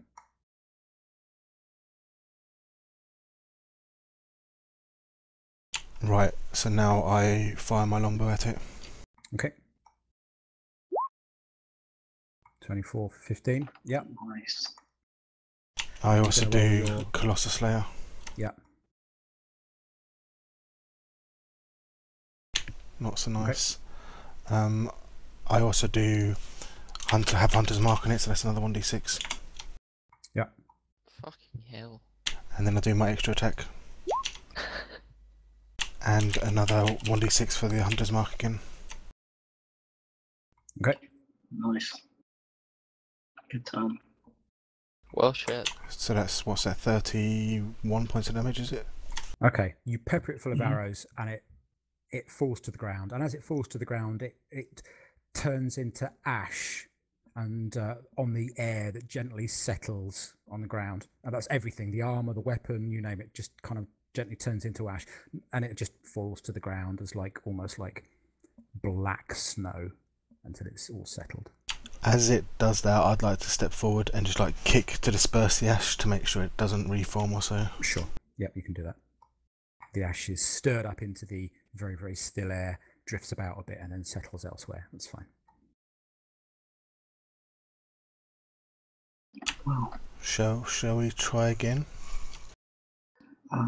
Actually, I'm thinking that it might be best to attach rope to these bars that are in there, and then pull on the rope so we don't run into the same situation of our arms being caught in. Yeah. Yes, So- good idea. you can try it, but I'm not convinced it'll work.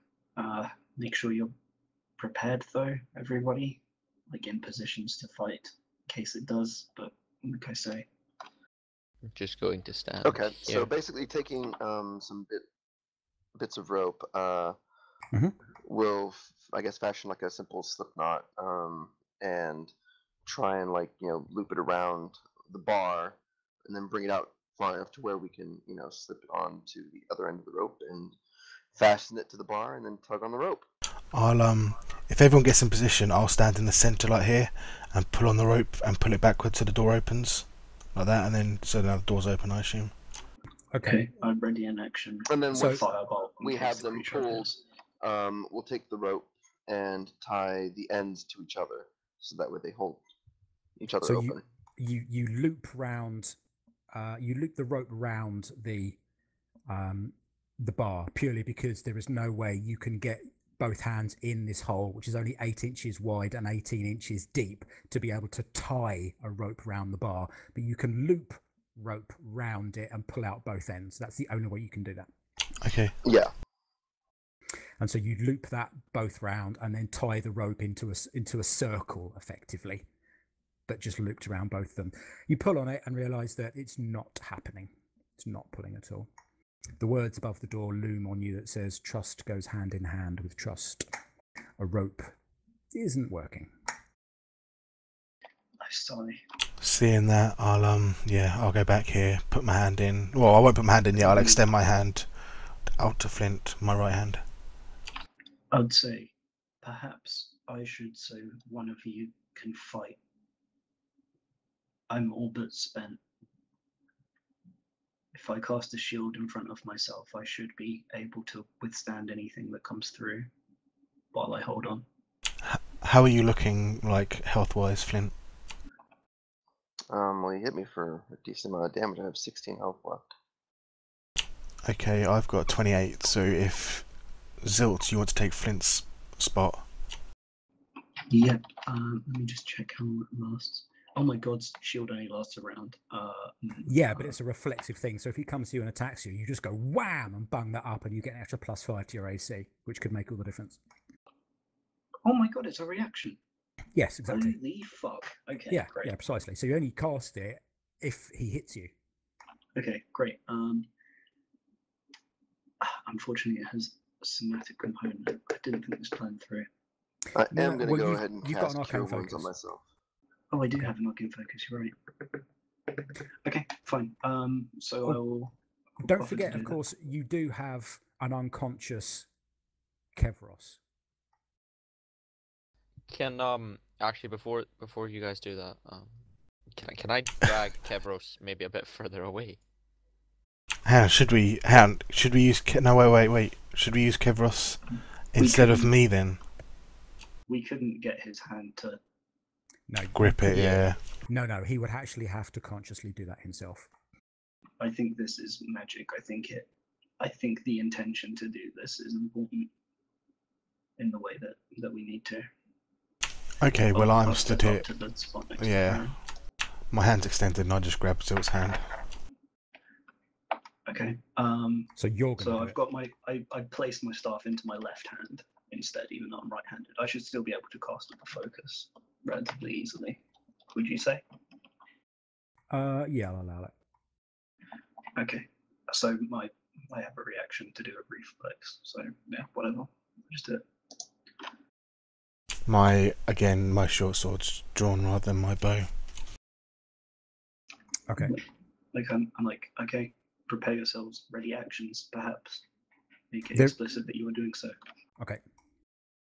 If you want to hide in the shadows, then you actually need to be out of the pool of light. And if you want to be in the darkness outside of the pool of light, I need to know that. Oh, so like being right here on the outskirts is no good. Unless you want to freeze to death in the shadows. Hang on, where are you? I can't see you. Oh, there you are. Right above Doga. Right. Yeah, you're still in the pool of light there. And you're only 10 foot away from the door. So at the moment, when you're in this sort of light, your stealth roll is to make no noise. It's not to be hidden. If you wanted to be hidden, then you'd need to move into the darkness. Then you would be hidden. But that may or may not have a whole other set of problems. I wouldn't worry too much about being hidden, because at the end of the day, it has to get through us before it can get to you anyway. If anything does come out the door. Kind of, sort of. I mean, you're not exactly obstructing its path. Well, no, I've got my right hand as a sword in it. If it comes past, then, you know, if it goes to you, then I at least get an attack, and then an attack of opportunity as well. Right, you get an attack of opportunity if it decided to go past you, but and so would Zilt, but I doubt that's going to be enough to take it out. Yeah, just, whatever, it's fine. It's either that, you stand in the shadows and start to take frost damage, or freeze. Yeah. Whatever. Yeah, it's fine. It's fine. Whatever. Whatever. Just get on with it. Have you got your? Are you prepared? With Flint, Delgar? Oh yeah, I'm ready. Give the nod. Do you have any spells left, Elgar? Yeah, I have quite a few. Why? No, it's all right, just checking. It's fine. Okay. That worries me. No, it's fine. Out of game, I'm asking you to specify that you have ready actions to attack it so that you can go before initiative. I would appreciate you doing that.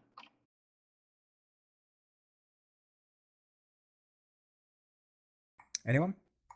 I No. guess they don't want to. Okay. Okay, that's fine. Well, yeah, like I said, Okay. gave the nod. So I mean, I thought that was kind of understood that that's what we had done was well, had no, the ready to I mean, actions. unless you tell me that you're going to do it, I'm not going to assume anything because that would be unfair. Because one day I'll assume something that is something that you don't want to do. So when you get to situations like this, it's really helpful if you want to do something to tell me you're going to do something. I'm not going to assume anything about your characters because I don't want to tell you what your characters do unless I have control of them through some kind of magical means. So Right, but I mean, I Okay, just kind of well- felt like readying bow and arrow was kind of the self-explanatory. Yes, I'm readying. oh yeah, readying a bow and arrow is absolutely fine, ready to go. But that's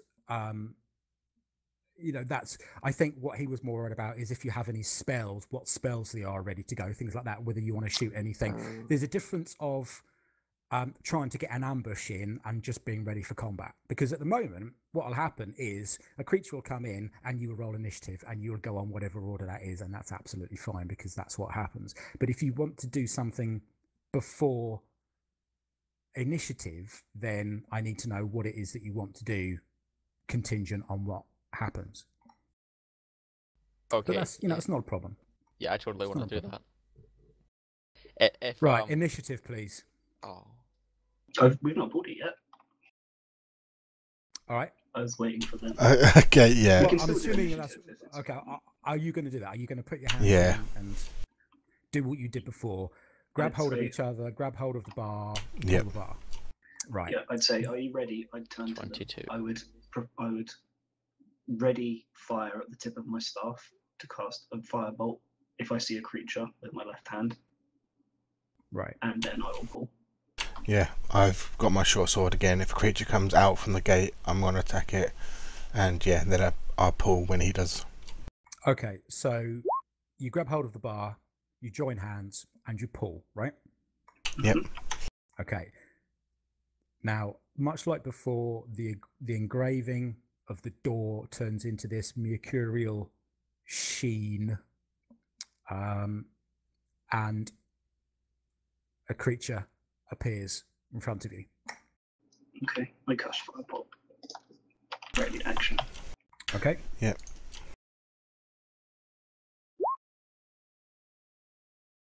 That's a hit. Please roll damage.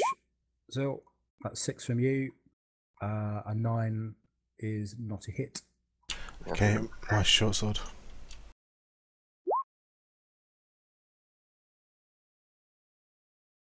Is 15 hit?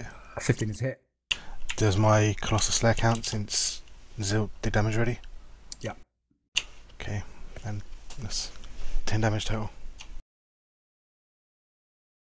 God, did you ready in action? Okay.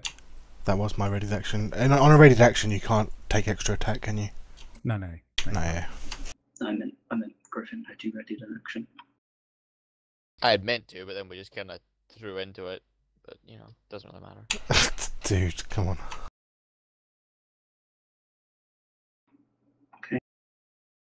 Combat start. Well, okay. Start of initiative, and Delgar goes first.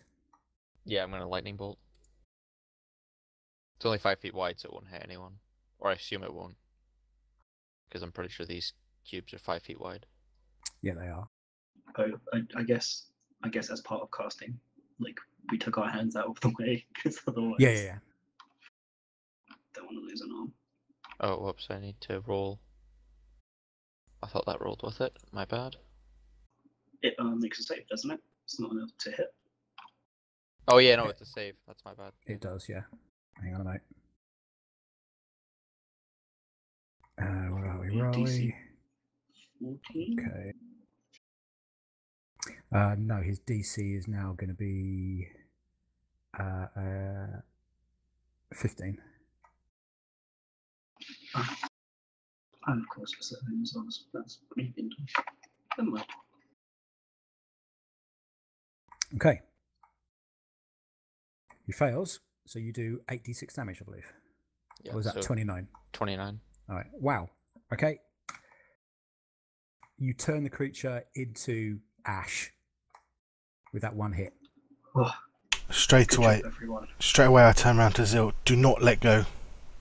No, of course. Okay. The pool of mercurial liquid drains away into nothing, leaving an opening beyond it.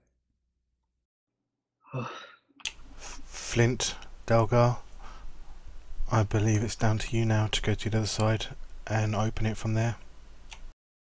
Okay, Yeah. I'll cast Are our hands guidance released? on That's the myself, stuff. and I will attempt to drag Kevros into this building. That's fine, you can do that. You notice that actually just through the other side of the door is a set of stairs, big stairs that go down around the side of the building. And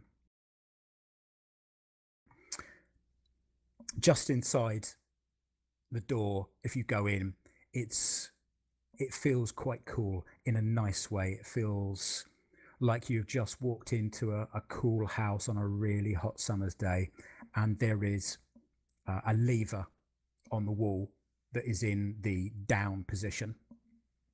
Is there anything like denoting what the lever does? Like, is there? No, not at all. Okay, well then, I guess once I have Kevros, and if Delgar is going to walk in, then I'll wait for him as well.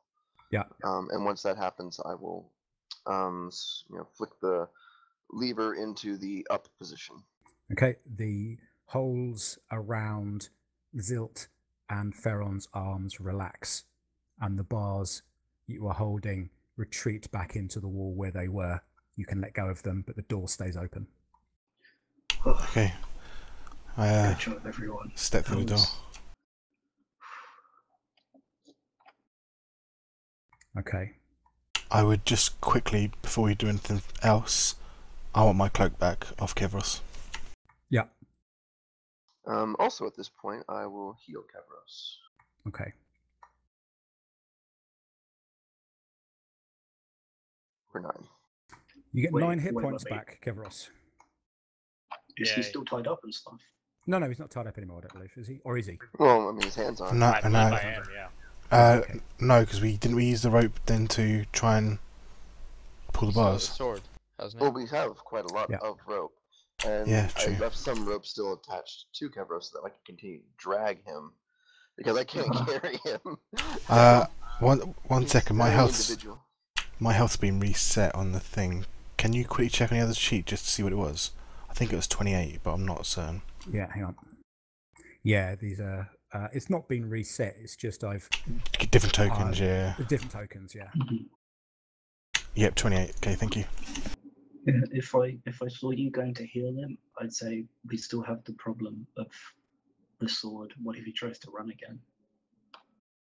And he's still tied up. Just his hands. We need to stop him from running. Right, but that's what the rope is for. So that way, if he tries to run, we just yank him back. Well, we're not strong enough, are we? Wasn't that 4 people? Like, I can't imagine that we wouldn't be. Yeah, We with weren't 4 of last you, it's time. fine. Well, no, it was only 2 of you really trying last time, What- as it happened at the time. It was you and Zilt. And then we because had Sabin was Sabin next as well, trying to like stop him from pulling. It But, would give yeah, me peace of mind if we bound his legs as well. Keep the thing to hold him. You are awake at this point, Kevros, by the way, and you Well- can respond. We can't bind his legs, and the reason being is he still has to be able to move. Like, this is a staircase. We're probably gonna go down it at some point. Guys, and if it's he okay, can't go I'm down fine. this, You're fine? You don't have the compulsion? The sword's not speaking to you? No, of course not. No, I don't trust him. Okay. Yeah, I'd like to try and make an insight check to see if he's lying. I don't even need insight. I've got common sense.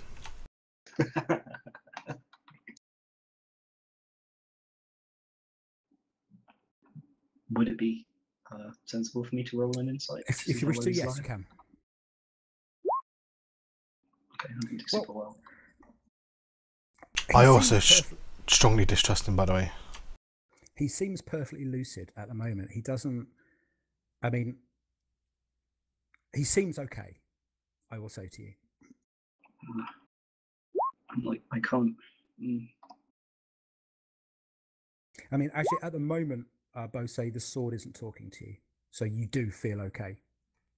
All right. At the moment, that is. Yes. For now.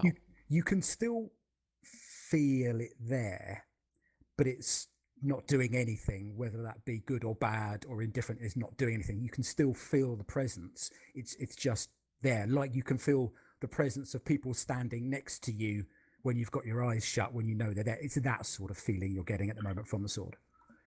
You wouldn't want to maybe keep it safe outside, would you? I mean, if you brought it in here, maybe you damage it or something.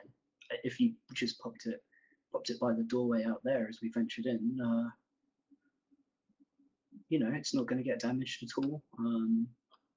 It should be safe for you to pick up back on the way out. You don't want to let go of the sword. Do you know what? You probably could. In essence, you couldn't. For out of character reasons, you can't let go of it. But you think you probably could. But you know what? You don't want to, so you're not even going to think about letting go of it. I mean, it doesn't feel anything bad about it. You just feel, no, you know what? I'm just gonna hang on to it. I've got a couple of other weapons here, Kevros, you can have, but I stole my sword into my belt. Yeah. I believe they actually bound a sheath around it as well. So you stuff the sheath down inside your belt as well. Just like you still have your hand on the grip, or? Yeah, he does. Okay. No, we need you to, fully remove the weapon from your persons. Oh, hang on, that sounded Nah, a bit... I'm good.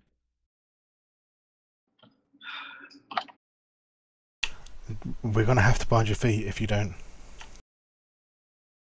That's sounding a bit offensive to you, actually. We're trying to help you. Well, if you go back in that frost let's again, just we go can't down the save you. stairs. We will, once your weapon is on the floor. I've got 2 of your other weapons right here. How about a trade? I'm not trying to disarm you. I'm simply trying to remove that weapon from you. I'm sure this sword will do no further harm. Okay, I'm sure you're sure. But I'm not. Just for peace of mind, for me, please. As a favour. I'll just begin walking. Okay. I pull up my bow and point it and say, Kevros, you need to drop that now. I really don't want to. Okay, we're gonna have to bind him, guys. Could we get the more rope out? As he says that, I'm gonna start running down the stairs. Okay, they're 20 foot wide, so it's not a problem. As before he sets off running, I fuck. If you shoot him with a bow, you can't do subdual damage. Yeah. Just to let you know. Yeah. You've still got the length of rope. Who's holding on to it at the moment? I am. Right. Yep. Yeah, like as he goes, I put both hands on the rope as well, as it like trails away. Yeah, there's no way Okay. he doesn't get that far because it's 20 feet was the slack of rope we gave him. Okay, can I have a strength check from you, Kevros, but you're at a slight minus, but only by a couple of points? And can I have a strength roll with advantage from whoever of you has the high strength? And actually, I think you've all got a strength of 8, haven't you? Yep. Falstag's right here. He's right here, guys. Let's just wrap around him. Oh yeah, I need to get rid of him, don't I? I was expecting him to be here. My rolls have been pretty shit today. I think I'll leave that to one of you guys. Boom. Right. Okay. That'll do, mate. That'll do. You are pulled up short on the rope when you get to the corner, and you end up landing on your ass, Kevros. You're fine. You're not taking any damage, but because you were running down slightly uneven steps trying to get away, the rope has just kind of like jerked you to a halt, and you've just landed on your ass. Can I look down the hole to my side? Yeah, it's a long way down. You don't want to get down there. You're not stupid. You don't want to go down there. Not just dive off the side, you'll die. You know you will. And you don't want to die. You don't want, I mean, just because you've got this sword, it doesn't make you suicidal. No, but I've got a rope around me. That'll keep me safe. Well, it does sort of make him suicidal, considering he was running into like the darkness and other places No. that were bad. No, It's making him perceive that as safety. the difference being is he knew what, well, or rather, he thought he knew that the darkness would be safe. Because let's face it, in normal day-to-day life, there is nothing wrong with darkness. Darkness is not intrinsically in and of itself dangerous. However, falling 100 foot onto flagstones is, in everybody's book, in any walk of life, dangerous. So you're not going to do that. Yeah, but maybe his insanity makes him think he can fly. I don't I'm know. not insane. He's not insane. So, Okay, no. so I guess there's what, 3 of us holding onto the rope, Yeah. and like Delgar, we need you to bind his feet. We'll hold him. Would I be able to, if they're holding the rope, would I be able to get up behind him and just like kick out his knees, or would he Well, then sat have on a his chance? ass. He's sitting down on the floor. Oh, then we can easily He'll rush pick over up to him. I would have thought. Yeah, you can get to him. Yeah. What are you going to do, Kevros? I'm gonna try and like jerk so that I can pull the rope out of their hold. Okay. Now, okay, let's have another strength check. You're not at any penalties, but again, you guys have advantage. Okay, on well, this. I guess if he's going to be... Would I have been able to at least get over contest to him with us, before he does that? Who else is holding onto this This is- rope? As you get to him, he's doing this.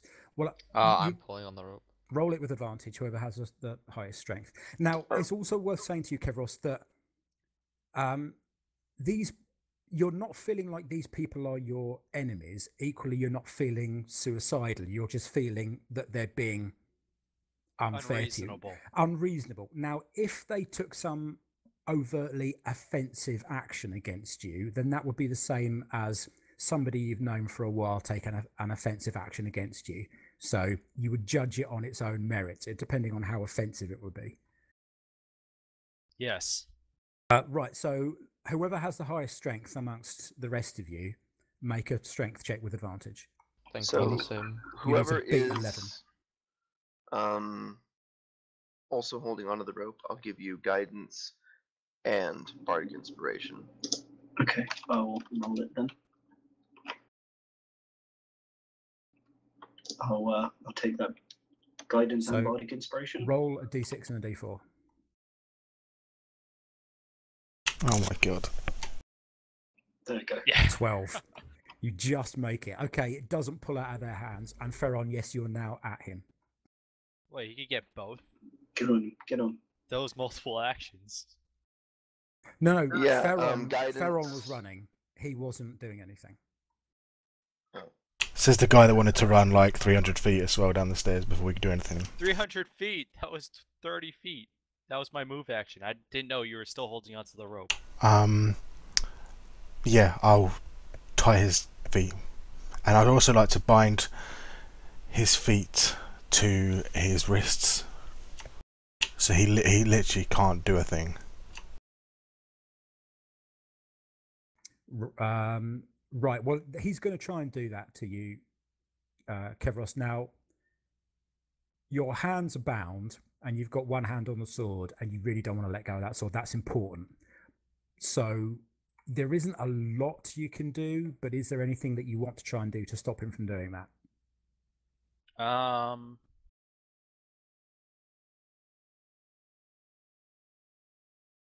So that means somatic components are out the window, right? Pretty much. Yeah. Ooh, what happened there? That I've got shadows like everywhere. That was weird. The darkness is coming in. That's weird. That was weird. Sorry, I didn't notice anything.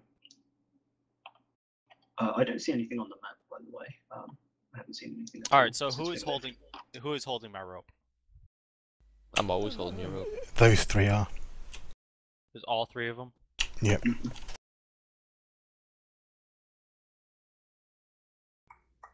Has anything changed on the map for you guys? Yes. It just everyone- got darker. There's Across the now darkness. shadows. I have I a can't pitch, see as pitch far. black screen. All I right, think then it I'm might be the type gonna of cast pagan. command at Farron That's weird. and just say, "Don't bind me." Command is one word, I believe, isn't it? All right, then halt. So before he's I guess By ancestry, can't be maybe charmed. when he's there. It's not. Oh, let's check it. It is a charm, really, though, isn't it? It's trying to take control of my mind.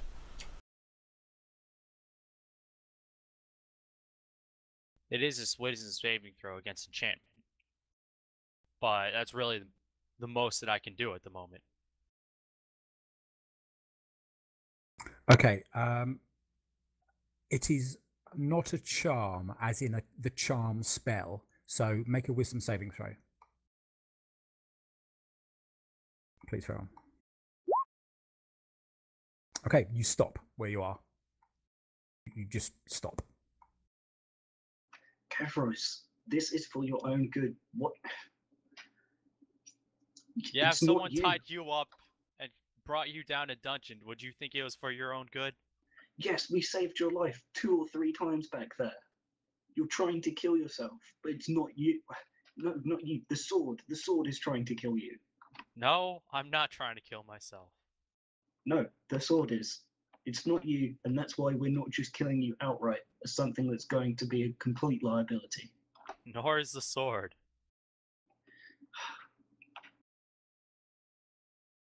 How long until command wears off? It's only for that action. It's only for that so- action. So I like mean, there's 6 his seconds next until turn, he next gets slot. to. Yeah. I think Yeah, the so- rest of it, I'm like, hold fast, everyone. It should wear off in a moment. Then I'll try and break out again. All right. Well, Zilt, you have Yeah. the guidance and Another the, 5? Come on. and the bardic inspiration. So go for it. Ain't happening, buddy. Do I have it again? Yeah. We need good rolls here. Yeah. Oh god. Oh, no. It's, I'm going to use my Tides of Chaos and I'm going to reroll.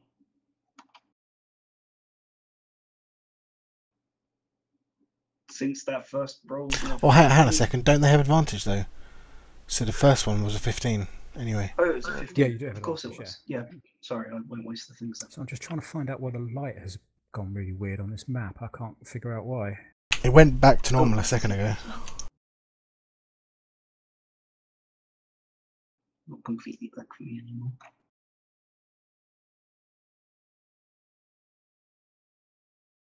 So I guess I'm like quickly Ferron and his mouth as well, in case he tries to cast again.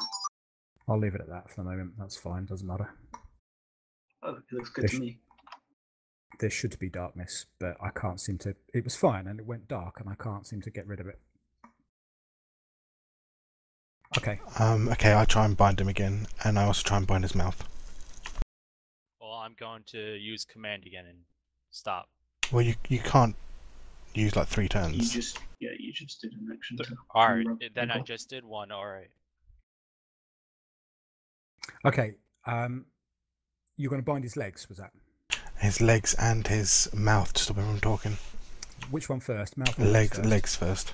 Okay. Then you can cast it on him after he's done legs, if you wish, because it takes 1 action to do Yeah. each thing. So Alright.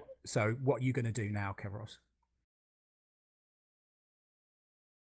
Then is the portal still against that wall, or is No, it it's just an a flat opening wall? now. Just an opening now.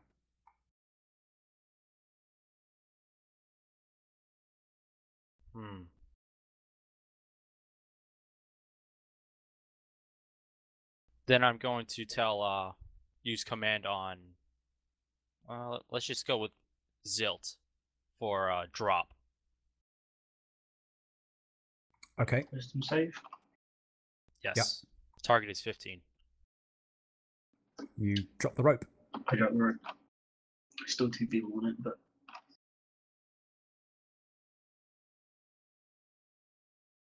do his math as well.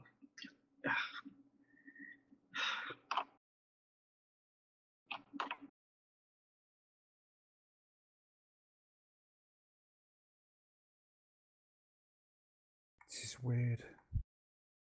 What's it supposed to look like? I can send you a picture of what it looks like to me now. Now it's going to look really dark to you, right? It's like really dark. Yeah, it's just like Yeah. got like basically like each like corner's got like where the torches are, has got like a little bit of light around it, and that's it. It's pitch black other than that. Yeah, it's strange, and it shouldn't be.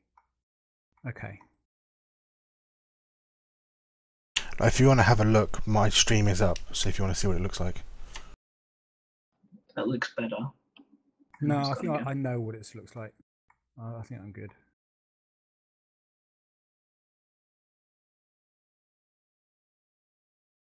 Do you want to bind his mouth this turn? Yes, I do when it's my turn. Yeah. Okay. Yeah. He just commanded me to drop the rope. Yeah, you so can it's bind his. party turn again. You can bind his mouth. Yeah, I bind his mouth in.